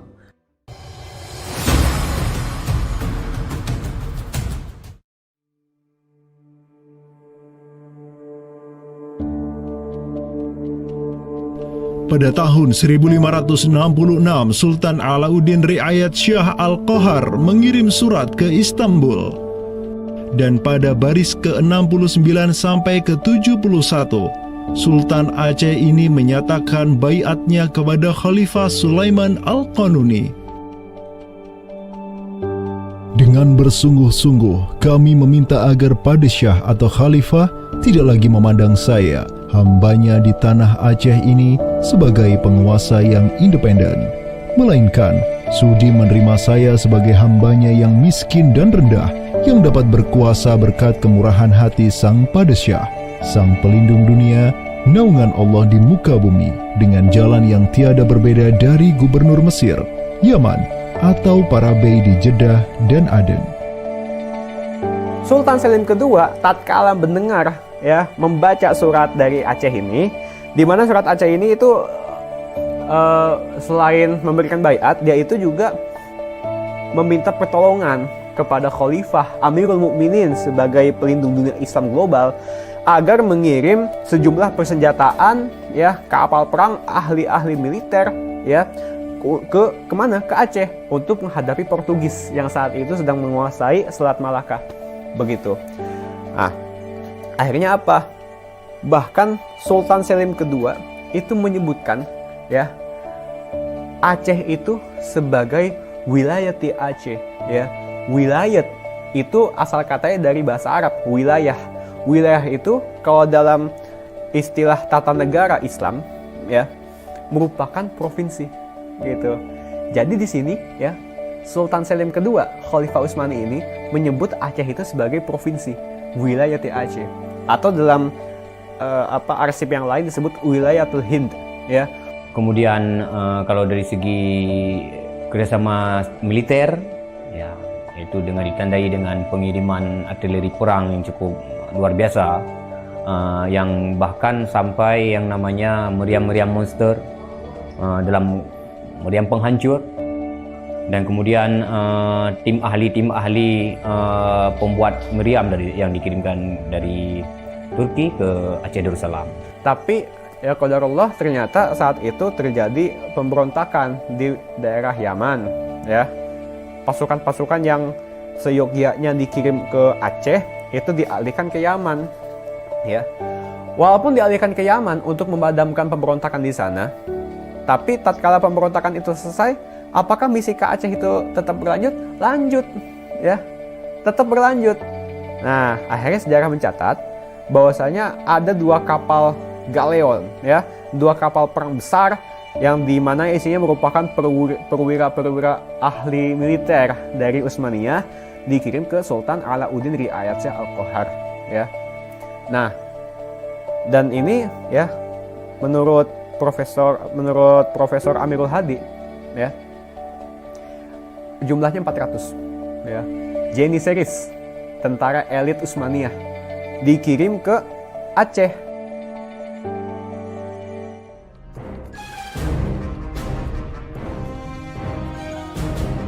Selama masa Sultan Alauddin Riayat Shah Al-Qahar, Aceh melancarkan serangan besar-besaran ke Malaka demi menghancurkan Portugis. Serangan-serangan itu dilaksanakan pada tahun 1537, 1564, dan 1568.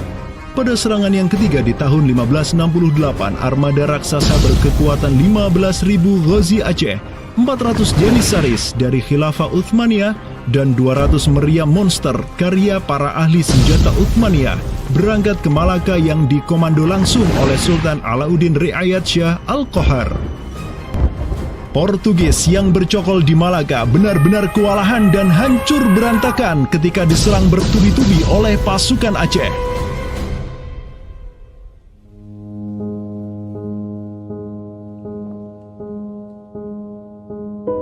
Walau demikian, Portugis berhasil bertahan karena dibantu oleh sekutu-sekutunya dari Johor dan Kedah. Banyak korban yang berjatuhan baik dari pihak Aceh maupun pihak Portugis. Begitu pula ada beberapa Janissaries Utsmaniyah yang turut gugur dalam jihadnya di kawasan Nusantara ini. Ada satu daerah di kawasan Bandar Aceh ini, Bandar Aceh Darussalam, itu Kampung Bitai. Itu tempat para tentara-tentara Turki syahid, kemudian dimakamkan di Bitai.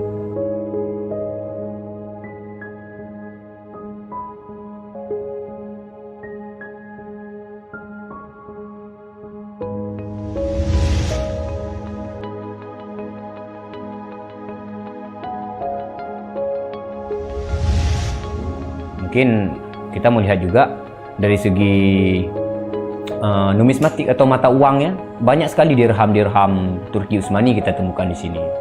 Ini adalah Kampung Pande, sebuah rawa kumuh yang terletak di tepi pantai Kutaraja, Banda Aceh. Semenjak tahun 2006, tempat ini sudah dijadikan sebagai tempat pembuangan akhir untuk sampah dan tinja.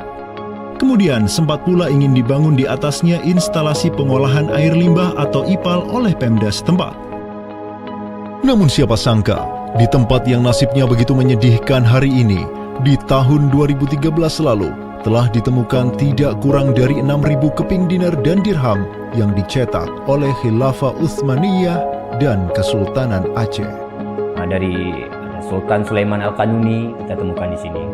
Kemudian Sultan Murad juga kita temukan di sini. Kampung Pande yang merupakan salah satu kawasan Islam tertua di Aceh, di mana di sanalah terdapat ribuan makam tokoh-tokoh penting Islam yang datang dari seluruh penjuru negeri. Dan beginilah nasibnya sekarang, terhinakan oleh orang-orang yang melupakan sejarah besarnya, tak tersentuh oleh peradaban modern yang durhaka kepada sejarah Islamnya. Walau demikian, kenangan tentang mereka takkan pernah hilang dan akan terus teringat oleh anak cucu kita. Mereka akan terus mengingat bahwa orang tua kita dahulu, para penguasa kita yang saleh dulu, pernah menyatakan baiatnya kepada Amirul Mukminin, khalifahnya umat Rasulullah sallallahu alaihi wasallam. Inilah kubur orang yang dirahmati lagi diampuni. Dialah Al-Ghazi, sang petarung di jalan Tuhan semesta alam, penentang kaum kafir dan musyrikin, pecinta kaum fakir dan miskin, Sultan Alauddin Riayat Shah, naungan Allah di muka bumi, putra Sultan Ali Mughayat Shah. Semoga Allah menyiramkan rahmat ke atas pusaranya dan menjadikan surga tempat kediamannya.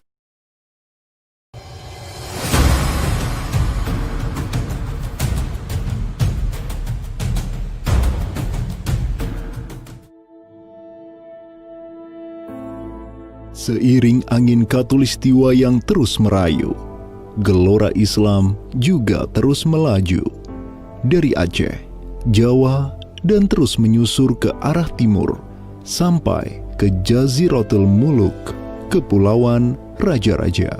Di Maluku, yang juga dikenal sebagai Kepulauan Rempah-Rempah, ada begitu banyak raja yang berkuasa di masing-masing pulaunya. Namun, semenjak Zainal Abidin, penguasa Ternate yang masuk Islam dan belajar kepada Sunan Giri di Jawa, Ternate langsung memproklamirkan dirinya sebagai negara Islam. Langkah politis Sultan Ternate ini pun secara cepat diikuti oleh penguasa-penguasa lain di Maluku, sehingga negeri dengan ratusan pulau ini menjadi sebuah darul Islam. Tatkala Portugis menaklukkan Malaka, sang jenderal Portugis Alfonso de Albuquerque mengirim 3 kapal di bawah pimpinan Francisco de Serrao. Mereka berhasil mencapai Maluku, kemudian berbasis di Pulau Ambon, Banda, dan Seram. Saat itu, para penguasa Islam di Maluku terutama Ternate dan Tidore menyambut baik kedatangan Portugis. Namun seiring waktu berjalan, kemudahan fasilitas yang diberikan para penguasa Maluku membuat kaum Portugis lupa diri. Mereka secara masif memonopoli perdagangan rempah dan memurtadkan kaum muslim. Tatkala salah seorang penguasa Ternate, Sultan Hairun Jamil, mulai menggugat kelakuan lalim Portugis, Sultan Hairun pun dibunuh secara keji oleh gubernur Portugis di Maluku, Diego Lopes de Mesquita, pada Februari 1570. Pasca tragedi tersebut, tahta Kesultanan Ternate dipimpin Sultan Babullah Datuk Shah bin Hairun, seorang sultan yang segera menjadi ancaman mematikan bagi kedudukan Portugis di Maluku. Dengan pasukan laut raksasanya, Sultan Babullah menyerbu setiap benteng Portugis yang ada di Maluku. Segala kapal dan bala bantuan yang hendak dikirim untuk Portugis dari Goa dan Malaka diblokade oleh pasukan Babullah. Persenjataan kaum muslim Maluku pun cukup membuat Portugis gemetaran. Karena selain menggunakan panah, tombak, dan pedang, Sultan Babullah juga menggunakan meriam monster hasil buah tangan Janissaris Utsmaniyah. Sultan Babullah itu mempekerjakan sekitar 20 ahli militer dari Khilafah Utsmaniyah. Gitu. Nah, orang-orang Utsmaniyah ini ahli militer dan mereka itu ahli juga persenjataan. Pasokan-pasokan persenjataan itu diproduksi oleh orang-orang Utsmani ini dan mereka itu mengajarkan kepada orang-orang Maluku, pasukan Sultan Babullah, untuk membuat senjata. 20 orang Utsmaniyah ini merupakan sebuah tim ahli senjata yang menjadi bagian dari pasukan Khilafah Utsmaniyah yang dikirim Khalifah Selim II kepada Sultan Alauddin Riayat Shah Al-Qahar di Aceh. Dengan pengalaman yang mereka dapatkan setelah membantu Sultan Aceh berjihad melawan Portugis di Malaka, 20 Janissaris ini melanjutkan perjalanan mereka dari Aceh menuju Ternate. Peperangan dan pengepungan pasukan Babullah untuk menggis yang bersembunyi di benteng-benteng mereka terus berjalan selama 5 tahun. dari tahun 1570 sampai tahun 1575. Akibat pengepungan tersebut, kaum Portugis amat menderita dengan kelaparan, sampai-sampai mereka memakan anjing, tikus, sampai cicak demi bertahan hidup. Hingga akhirnya pada 27 Desember 1575, Portugis mengibarkan bendera putih. Mereka pergi dari Maluku untuk selama-lamanya dengan rasa malu yang tiada terperi. Sultan Babullah yang terus berkuasa sampai tahun 1583 terus mengekspansi banyak wilayah di timur Nusantara untuk menjadi Darul Islam. Raja Makassar, Karaeng Bonto Langkasa, berhasil Babullah Islamkan sehingga Makassar menjadi Darul Islam. Begitu pula dengan Luwuk, Banggai, Mindanao, Nusa Tenggara, Aru, Halmahera, Jailolo, Bacan, hingga Papua. Semuanya tunduk kepada Sultan Babullah sehingga ia dijuluki sebagai penguasa 92 pulau. Dengan prestasi yang demikian luar biasa, tentu Babullah tidak berdiri sendiri. Ada ikatan solidaritas dengan sultan-sultan Aceh, Jawa, sampai Filipina. Ikatan sebagai satu umat, ikatan dengan satu akidah seluruh sultan di Nusantara tunduk dan begitu hormat pada Khilafah Utsmaniyah.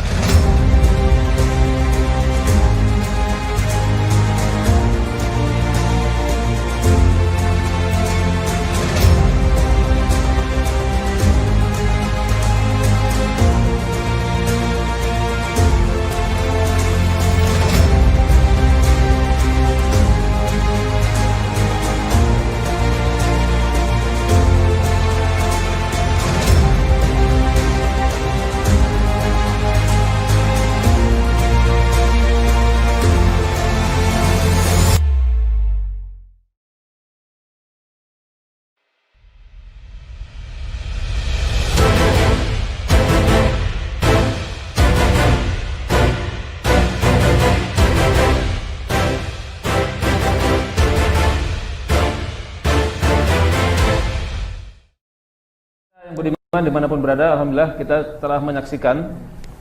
Saya berhusnuzon ini film yang pertama, karena rasanya kok ya nggak cukup ya, cuma 1 jam itu tidak cukup. Tadi saya berbincang dengan narasumber di samping saya sambil menonton, kok ada momen-momen yang belum pernah saya lihat sebelumnya. Kok ada yang sepertinya bukan itu, tapi ternyata itu, karena ada konfirmasi di situ, ada konfirmasi tokoh dan sebagainya. Jadi sebelum kita masuk pada talkshow yang kedua, izinkan saya untuk meminta testimoni dari beberapa tokoh yang juga melihat film ini, ya. Dan jangan kemana-mana, kita akan sapa dulu yang pertama, datang dari daerah khusus istimewa, daerah istimewa Yogyakarta. Saya sudah terhubung dengan Jogja, ya. Baik, Pak Dokter, silakan komennya Pak Dokter. Assalamualaikum warahmatullahi wabarakatuh. Subhanallah sekali ya. Filmnya sangat eye-opening sekali, menguak kembali sejarah keberadaan khilafah Islamiyah di Indonesia, dan menurut saya ini perlu disebarluaskan sehingga orang, terutama mereka yang terus menyanggah keberadaan khilafah Islamiyah baik secara global maupun secara internasional, agar mereka tahu bahwa khilafah pernah ada dan memberikan kontribusi yang luar biasa ke masyarakat internasional. Dan bagi saya juga sebagai dosen hubungan internasional, film ini memberikan wacana baru tentang hubungan internasional atau politik luar negeri khilafah Islamiyah dengan negara-negara yang ada di dunia, termasuk yang ada di Indonesia. Ya. Luar biasa komentarnya, catat baik-baik oleh Bang Niko sama Bang Septian. Berarti satu, tugas sejarahnya adalah menyebarluaskan, dan yang kedua membuat sequel yang kedua. Belum selesai itu tadi tuh filmnya itu. Ya. Baik, terima kasih Pak Dokter. Assalamualaikum warahmatullahi wabarakatuh. Waalaikumsalam warahmatullahi wabarakatuh. Baik, kami akan terhubung kembali kepada Sulawesi Selatan. Bismillahirrahmanirrahim. Assalamualaikum warahmatullahi wabarakatuh. Mengenai apa yang telah diikuti sejak tadi pagi, alhamdulillah sangat menyenangkan dan sangat menggembirakan, dan ini memang perlu untuk disebarkan agar generasi muda dan generasi pelanjut bisa mengetahui tentang sejarah keberadaan Khilafah Islamiyah di Nusantara sejak awal. Dan alhamdulillah dari penelusuran sejarah itu diketahui bahwa memang Khilafah Islamiyah di Nusantara sudah pernah mengakar, bahkan bukan cuma di Nusantara, sampai ke timur jauh, di Cina, bahkan di daerah-daerah paling utara pun. Dan ini nampak kelihatan peninggalan-peninggalan berupa rahmatan Islam sebagai rahmatan lil alamin. Dengan ini kembali saya mengulangi apa yang dikatakan oleh penyampai testimoni sebelumnya, bahwa memang perlu kita perkenalkan sejarah tentang keberadaan Khilafah Nusantara sejak awal. Dan sebagai pencinta tentang keselamatan dunia dan akhirat, saya berkeyakinan bahwa hanya dengan rahmat Islamlah bisa tercapai itu, dan tidak mungkin bisa ditegakkan keadilan kebenaran tanpa tuntunan Islam, karena Islam membawa rahmat dari Allah Subhanahu wa Ta'ala. Kita semuanya berupaya untuk mengisi dan membina anak-anak kita ke masa depan agar bisa menjadi orang-orang yang memahami Islam. Adanya gejala tentang Islam tidak diterapkan dengan baik karena pertama tidak paham, yang kedua orang tidak atau kurang cinta terhadap Islam. Jadi perlu belajar kepada sejarah, terutama perjuangan Rasulullah SAW, para al-khulafaur rasyidin, sampai selanjutnya Khilafah Bani Umayyah yang kurang lebih 95 tahun, dilanjutkan dengan Khilafah Bani Abbas kurang lebih 500 atau 656 tahun, ditambah dengan Khilafah Utsmaniyah 666 tahun. Kurang lebih 1300 tahun itulah Islam telah menyebarkan rahmatnya, dan dunia sekarang ini semakin rindu untuk melihat keselamatan, dan itu hanya muncul dari adanya rahmat melalui Khilafah Islamiyah. Semoga kita sadar dan selamat kepada teman-teman penyelenggara. Semoga masa depan kejayaan Islam dapat kita nikmati bersama. Amin. Terima kasih. Assalamualaikum warahmatullahi wabarakatuh. Takbir. Allahu Akbar. Terima kasih Ustadz Said, atau lengkapnya adalah Profesor Dr. Haji Muhammad Said Mahmud LC.MA. Jadi ini saya kira menjadi tambahan konfirmasi bahwa memang film ini harus dilanjutkan. Dan tadi quote-nya luar biasa, jadi tidak mungkin rahmat Allah itu diwujudkan kalau tidak sesuai dengan tuntunan syariah. Dan mengapa orang hari ini tidak suka dengan syariah atau tidak cinta? Karena tidak paham. Jadi harus dipahamkan. Tugas sejarah selanjutnya. Kita lanjut dari Sulawesi Selatan, terhubung kembali ke Sumatera Selatan. Betul ya? Dengan kalau ini benar nih, Bapak Dr. Ardian. Oh, delay. Ya, Assalamualaikum warahmatullahi wabarakatuh. Assalamualaikum warahmatullahi wabarakatuh. Waalaikumsalam. Ya, testimoninya. Oh ya. Ya, alhamdulillah kita lihat tadi dari sejarah yang dimulai dari masuknya. TV ini tinggi. Kalau kita lihat tadi memang sangat menarik sekali ya, dan sangat mendalam sekali apa yang sudah disampaikan atau apa yang sudah presentasikan oleh para ahli-ahli kita ya dalam membuat film ini. Kita lebih memahami lagi bagaimana nilai khilafah itu masuk ke Indonesia ya khususnya.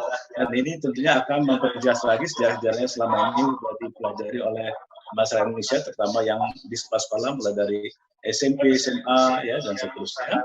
Dan kemudian yang paling penting di sana kita lihat bahwa pada hakikatnya di Nusantara ini menerima nilai-nilai tersebut, ya, sudah pernah dilakukan, dan itu sudah menjamin kesejahteraan masyarakat.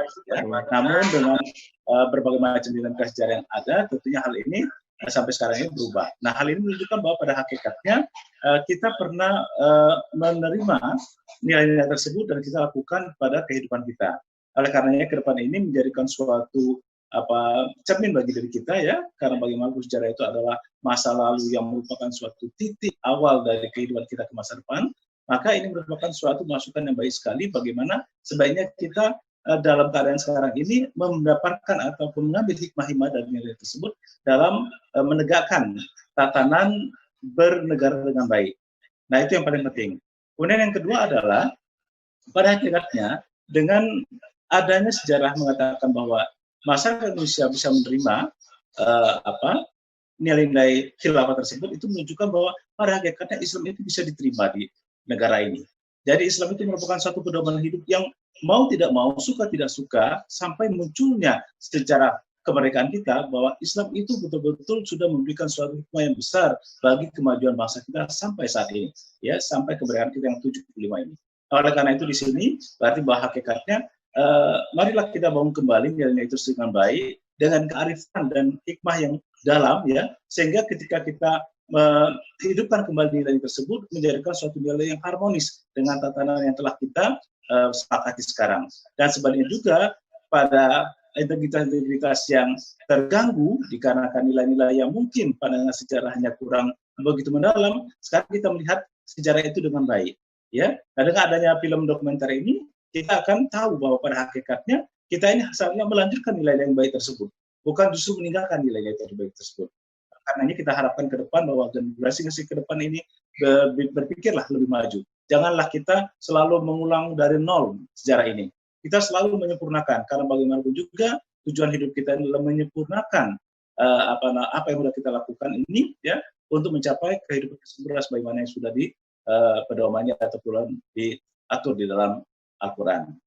Demikian, terima kasih. Assalamualaikum warahmatullahi wabarakatuh. Septian MSI.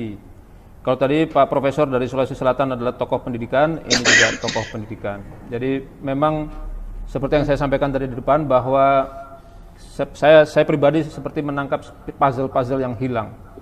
Dan ternyata beliau juga tadi menegaskan kita jangan lagi mulai dari nol, karena sejarah itu sangat penting bagi kita. Bahkan di-quote oleh beliau, masyarakat kita itu menerima khilafah, dan itu tanda bahwa masyarakat kita menerima Islam. Berarti Islam itu pedoman yang harus kita laksanakan, dan jangan lagi dari nol. Ustadz dan Bung Septian, Bung Niko, Ustadz Ismail, serta juga tergabung dengan saya, dengan kami kita sekalian, Niki Haji Rohmat S. Labib, ulama dan tokoh Islam Indonesia. Kita pindah sebentar ke Gresik. Assalamualaikum Ustadz. Silakan dari Gresik Ustadz. Ya, alhamdulillah. Assalamualaikum warahmatullahi wabarakatuh. Assalamualaikum. Alhamdulillah wassalatu wassalamu ala Rasulillah wa ala alihi wa sahbihi wa jami'i awliyaihi wa ba'du. Alhamdulillah, ini saya berada tepat di depan Museum Sunan Giri, dan tidak jauh dari museum terdapat pesarean di mana tempat Waliullah Ainul Yakin Sunan Giri dimakamkan. Dan bukti kerajaan dari peninggalan Sunan Giri ini bisa dilihat dari di belakang saya. Ada bukit namanya Giri Kedaton. Nah, ini merupakan bukti dan fakta sejarah yang tidak bisa ditutup-tutupi.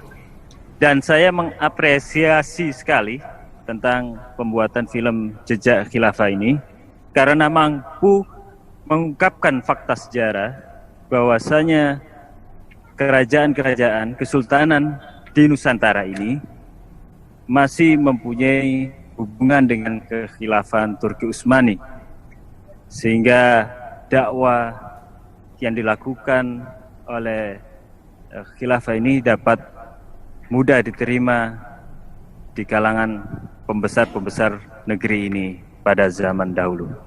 Demikian dari saya. Terima kasih Ustaz terima kasih. Muhammad Arif Al-Amin, ya.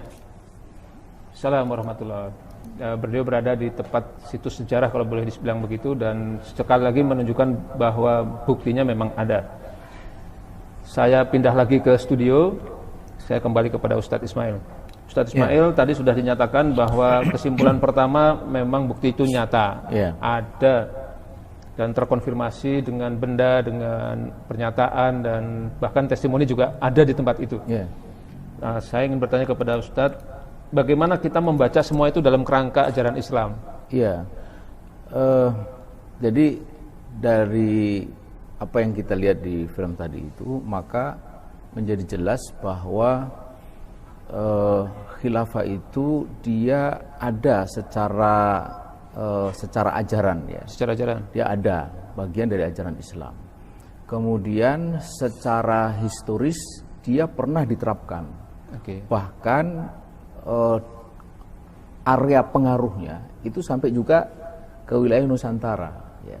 Tadi kan ditunjukkan ya bagaimana pada periode yang sangat dini sebenarnya, periode kekhilafan Umayyah itu kan masih sangat awal kan, dengan Khalifah Umar bin Abdul Aziz itu Sriwijaya sudah ada hubungan di sana, dan kemudian dikirimkan ulama atau dai gitu balik ke Sriwijaya. Jadi kemudian ditambah lagi pada periode selanjutnya Aceh itu bahkan ada baiat kan kepada Sultan Salim II gitu. Jadi ada link up dan link down gitu. Link up itu artinya hubungan ke sultan-sultan yang ada di Nusantara dengan kekhilafan ya, pada periode yang bahkan mulai pada periode yang sangat awal di masa kekhilafan Umayyah sampai pada kekhilafan yang terakhir yaitu kekhilafan Utsmaniyah gitu. Kemudian yang kedua juga ada link down gitu. Ya itu. Tadi ada respon dari Khalifah Umar bin Abdul Aziz mengirimkan kan. Kemudian juga ada bantuan ketika melawan pasukan Portugis gitu. Jadi secara historis dia ada. Karena itu saya ingin mengatakan ini penting bahwa perjuangan penegakan khilafah itu dia punya dasar historis yang kokoh. Selain punya dasar normatif yang jelas itu. Bahkan dan saya kira di seluruh kitab-kitab yang ada itu semua mengatakan, termasuk juga di dalam buku fikih ya untuk madrasah aliyah kelas 12 resmi terbitan Kementerian Agama, dikatakan di sana bahwa khilafah itu sistem pemerintahan Islam dan hukumnya itu fardu kifayah. Itu cocok itu. Karena itu maka aneh kalau ada yang mengatakan bahwa perjuangan khilafah itu ahistoris. Dengan bukti yang tadi kita lihat jelas itu banget. Dia punya dasar historis yang sangat kokoh gitu. Ya saya kira itu poin penting yang pagi hari ini kita dapatkan. Baik Ustaz Ismail. Di luar ini semua saya juga mendapatkan pesan dari WhatsApp banyak sekali, dan ucapan terima kasih, ucapan selamat kepada, bukan kepada saya tapi kepada narasumber, bahwa semuanya itu membuat mereka tambah semangat, tambah yakin bahwa memang sejarahnya itu ada. Bung Septian ada yang mau disampaikan sedikit? Ada satu gap loss generasi di mana khilafah ini hilang dari daya tarik masyarakat Nusantara. Padahal ketika masa khilafah masih ada, Nusantara itu sangat, masyarakat Muslim terutama itu sangat mengharapkan khilafah datang ke Nusantara untuk melawan Belanda. Bahkan telah menyatakan bahwasanya mereka adalah khalifah kami. Dan disebut-sebut dalam khutbah Jumat. Ini yang terjadi sampai ketika khilafah Utsmani itu runtuh tahun 1924, di mana pada saat itu ulama dan tokoh pergerakan Islam di Indonesia, di Hindia Belanda, sangat konsen sekali untuk bisa mencari negara seperti Turkistan ini. Khilafah ini menjadi fokus mereka pada saat itu untuk bisa mengembalikan khilafah. Bahkan sampai-sampai saya coba kutip dalam Kongres Syarikat Islam tahun 1926, itu ada satu pernyataan menarik dari Cokro Aminoto yang mengatakan bahwasanya ketika mereka merasa penting khilafah ini, Cokro dalam pertemuan tersebut berpidato mengatakan bahwasanya umat Islam itu jika tidak dengan khalifah seolah-olah badan tidak berkepala. Maka oleh karena itu di bagian akhir pidatonya mengatakan bahwasanya maka sangat penting bagi kita bahwa kita tidak lalaikan dan tidak sia-siakan urusan khilafah ini. Ini statement Cokro Aminoto yang dia sampaikan dalam Kongres Syarikat Islam tahun 1926, di mana memang di sana daya tarik khilafah itu masih ada. Hanya saja nanti lost generasi ini kan, ketika khilafah ini semakin ditinggalkan dan akhirnya juga kisah dan sejarahnya itu juga lenyap, sehingga generasi seterusnya dan pada kita hari ini ya tidak menemukan kembali kisah-kisah itu, jejak-jejak itu. Nah, oleh karena itu memang boleh bisa dikatakan ini bukan sesuatu yang baru. Ini sudah ada. Cuman kita memang saat ini menjadi korban atas penguburan dan pengaburan jejak khilafah di Nusantara. Terima kasih Bung Septian. Simple, padat, tapi kayaknya bisa jadi closing ya. Tapi nggak afdol kalau closing itu tidak datang dari Kiai Haji Rohmat Eslabe. Saya sudah terhubung dengan beliau. Pak Kiai, Saya mencatat 2 poin paling penting menurut saya dari yang Kiai tadi sampaikan tadi pagi. Yang pertama adalah makna hijrah, hijrah yang sangat dalam. Kemudian yang kedua, Kiai juga menyampaikan bahwa kita adalah umat yang besar, umatan azimah, umat yang mulia karena Allah memuliakan kita dengan Islam. Jadi ini momennya sangat pas, ini 1 Muharram, kemudian juga ada film JKDN yang membuat kita jadi bisa semacam napak tilas bahwa hijrah itu ada dan pengaruhnya luar biasa. Saya ingin Pak Kiai memberikan closing pada kesempatan ini. Ya, waktunya itu apa setelah ini? Silakan Pak Kiai. Saya kira begini, setelah kita menyaksikan film tadi ada beberapa hal penting yang menurut saya patut digarisbawahi. Yang pertama bahwa satu, Islam dan kekuasaan, keduanya memiliki hubungan yang sangat erat, tidak bisa dipisahkan. Seperti yang dikatakan oleh Imam Al-Ghazali bahwa al-Islam ad-dinu sultan tau aman, agama dan kekuasaan itu 2 saudara kembar. Fad-dinu usun wa sultanu haris, agama adalah dasar sementara kekuasaan adalah penjaga. Faman la ussalahu famahdum, segala yang tidak punya dasar maka dia akan roboh. Wa man la harisalahu fadai, siapa atau apa yang tidak memiliki penjaga maka dia akan hilang. Islam dan kekuasaan itu memiliki hubungan yang sangat erat, bahkan tanpa kekuasaan Islam tidak bisa diterapkan secara keseluruhan. Yang dua, bisa kita ambil satu kesimpulan juga bahwa sebenarnya tidak ada yang perlu ditakutkan dari kekuasaan Islam atau khilafah itu, karena bukti menunjukkan adalah kebaikan. Kita lihat di Timur Tengah, ketika Rasulullah SAW menerapkan Islam di sana, dilanjutkan oleh para khulafah sebelumnya, tidak ada sejarahnya umat Islam memaksa memeluk agama lain, membumi hanguskan, menghancurkan, itu tidak ada sejarahnya. Yang terjadi adalah menebarkan kebaikan, dan yang terjadi adalah menebarkan hidayah. Sampainya Islam ke Nusantara juga menebarkan hidayah. Memang ada di sana yang sebagian orang menyebut sebagai ekspansi atau perluasan wilayah, tetapi perluasan wilayah yang dilakukan oleh khilafah, oleh Islam, tidak seperti yang kita saksikan sebagaimana dilakukan oleh penjajah atau negara-negara kafir penjajah Barat. Mereka datang ke negeri ini, merampok, mengambil kekayaan untuk dibawa ke negara mereka. Itu tidak pernah terjadi. Baik pada masa khilafah Umayyah, Basiyah, bahkan juga Utsmaniyah, tidak pernah ceritanya ada khilafah itu mengambil, merampok kekayaan negeri ini, dibawa kepada mereka. Yang terjadi sebaliknya, negeri ini yang sebelumnya diliputi dengan kegelapan, tidak mengerti tentang hidayah, mereka sebarkan hidayah. Bahkan ketika ada negara kafir penjajah yang hendak menjajah negeri ini, khilafah Utsmaniyah sigap untuk membela negeri ini dari penjajahan. Oleh karena itu, tadi saya katakan semestinya tidak ada yang perlu ditakutkan dari khilafah ini, karena khilafah itu sejatinya adalah menerapkan syariat Islam secara kafah, dan syariat Islam adalah dari Allah Subhanahu wa Ta'ala. Maka bagaimana mungkin ajaran dari Allah mendolimi manusia sendiri? Hal sesuatu yang mustahil. Yang ada adalah kebaikan dan kebaikan. Dan yang terakhir, saya kira yang sangat penting bagi kita semua, bahwa sejarah ini insya Allah akan berulang kembali, karena Rasulullah SAW telah mengabarkan kepada kita setelah masa nubuah, kemudian dilanjutkan dengan khilafah ala minhaji nubuah, lalu dilanjutkan dengan mulkan adon, dan sekaranglah waktunya mulkan Gabriel. Nabi SAW memberitahukan kepada kita bahwa itu tidak menjadi akhir sejarah. Sejarah berikutnya akan kembali khilafah ala minhaji nubuah. Inilah berita yang disampaikan kepada Rasulullah SAW kepada kita. Tidak ada seorang pun yang bisa menghentikan sejarah, tidak ada yang bisa menggagalkannya. Hanya akan berakhir dengan sia-sia dan penyesalan. Karena itu berhadi seperti halnya mencegah, menghalang terbitnya matahari. Saya kira itu yang sangat penting barangkali yang kita sampaikan, dan tentu saja jangan sampai kita menjadi orang-orang yang memusuhi agama Allah SWT. Jadilah kita semua menjadi pembela-pembela agama Allah Subhanahu wa Ta'ala, dan insya Allah kita semua ketika kita membela agamanya akan ditolong Allah Subhanahu wa Ta'ala di dunia, dan yang tidak kalah pentingnya di akhirat kelak kita akan dimasukkan ke dalam surganya. Baik, pemirsa yang budiman dimanapun berada, alhamdulillah ada 3 poin yang ingin saya sampaikan. Yang pertama, tentu saja terima kasih kepada Kiai Haji Rohmatis Labib atas pointer-pointernya, dan beliau makin menegaskan kepada kita bahwa film JKD ini semakin penting dalam rangka untuk dakwah Islam. Kemudian saya mohon maaf tadi ada kesalahan, jadi saya salah sebut nama. Yang terakhir dari Kalimantan Selatan ternyata adalah Ustadz Haji Ahmad Mahfud. Jadi yang benar saya Ahmadnya ya, tapi belakangnya salah. Mohon maaf lahir batin ya.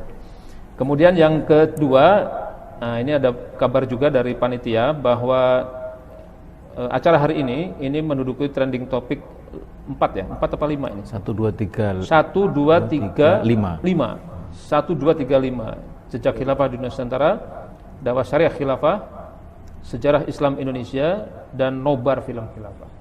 Jadi ternyata memang ada yang belum paham, tapi yang belum paham juga ada yang ingin melihat. Nah, terutama tadi kata-kata lil ulil albab. Nah, jadi yang berpikir itu harusnya nonton film ini. Baik pemirsa yang budiman, alhamdulillah apa yang tadi sudah kita lakukan selama dari pagi sampai dengan siang ini sangat berarti buat kehidupan kita. Siapa saja yang menonton film ini saya kira akan bersyukur, bahkan juga mungkin harus sujud syukur karena ini kejadian yang sangat langka. Kita memperingati 1 Muharram sebagai tahun baru Islam, tapi baru kali ini kita disadarkan bahwa hijrah sebagaimana yang dibawakan dalam pesan Muharram itu barangkali baru terasa hari ini. Bahwa memperjuangkan Islam untuk menjadi tatanan hidup yang sempurna, setelah kita melihat film JKDN ini, kita menjadi ada tambahan amunisi, ada semacam puzzle-puzzle yang kemudian sempurna terwujud. Bahwa Islam yang rahmatan lil alamin itu sebagaimana penjelasan dari Imam Ali As-Subuni dalam kitab Sifatul Tafasir, bahwa ini adalah manfaatul kabir bagi manusia dan alam sekitarnya. Itu akan terwujud benar-benar kalau Islam diterapkan sempurna. Dan Islam diterapkan sempurna itu ada kalau khilafah itu tegak berdiri di muka bumi sebagaimana sejarah sudah memperlihatkannya. Saya kira itu yang bisa disampaikan mewakili kerabat kerja yang bertugas dan para narasumber. Terima kasih sekali lagi para narasumber. Sampai jumpa lagi pada film yang kedua, insya Allah ya. Insya Allah. Yang tidak akan lama lagi, insya Allah. Insya Allah. Ya, kita tutup dengan membaca hamdalah, alhamdulillah, dan doa penutup majelis. Subhanakallahumma wa bihamdika asyhadu an la ilaha illa anta astaghfiruka. Takbir. Allahu akbar. Takbir. Allahu akbar. Takbir. Allahu akbar.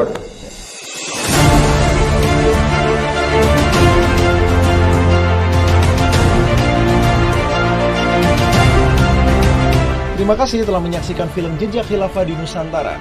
Semoga memberikan inspirasi dan membuka cakrawala berpikir kita tentang siapa kita di masa lalu dan memberikan semangat agar kita memperjuangkan syariat Islam untuk tegak di muka bumi di bawah naungan Khilafah ala Minhajin Nubuwah.